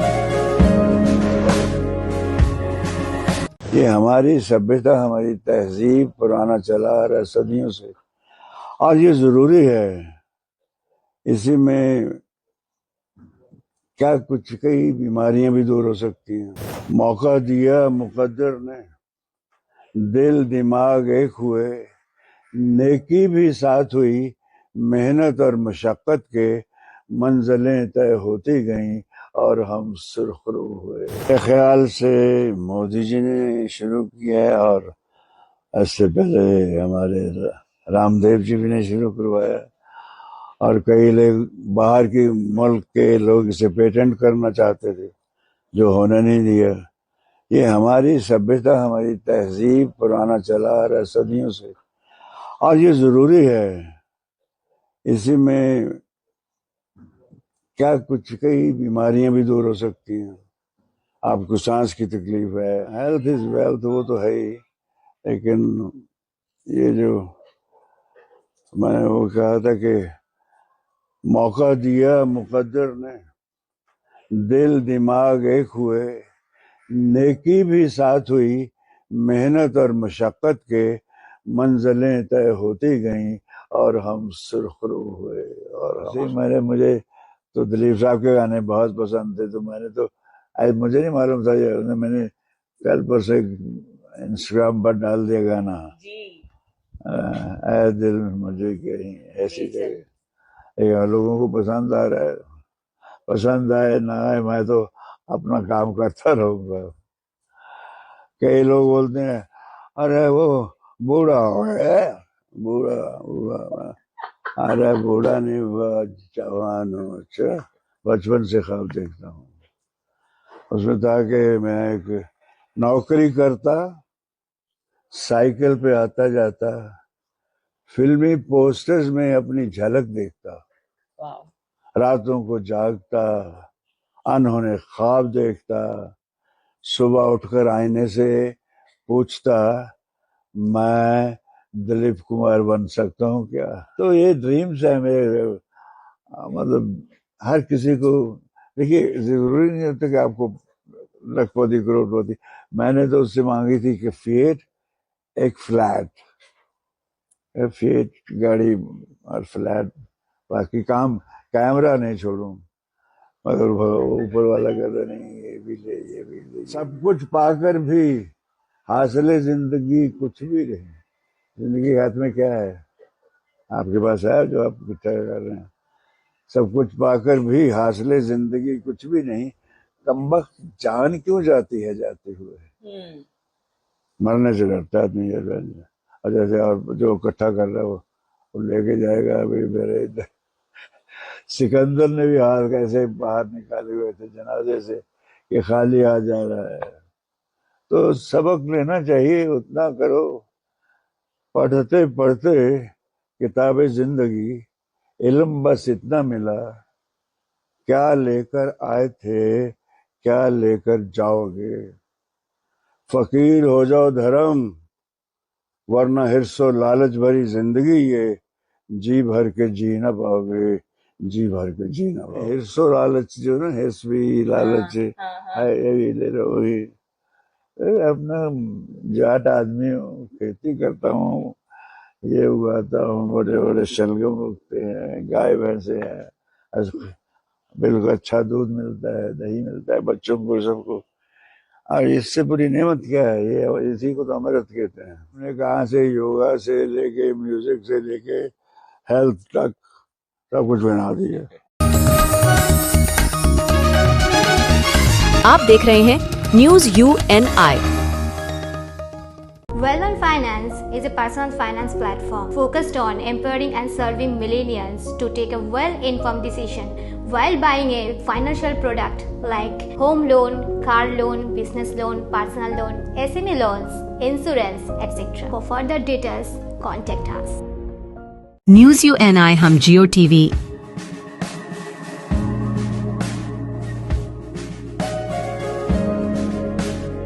ई बाबा, हरे कृष्णा कृष्णा कृष्णा हरे हरे, हरे राम रॉक TV,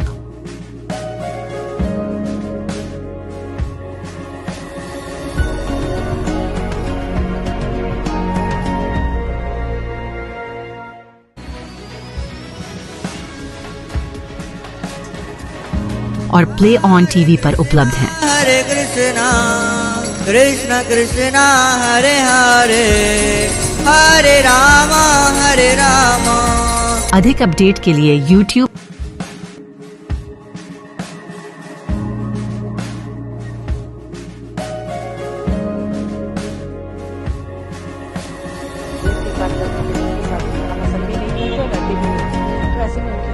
और Facebook पर फॉलो करें।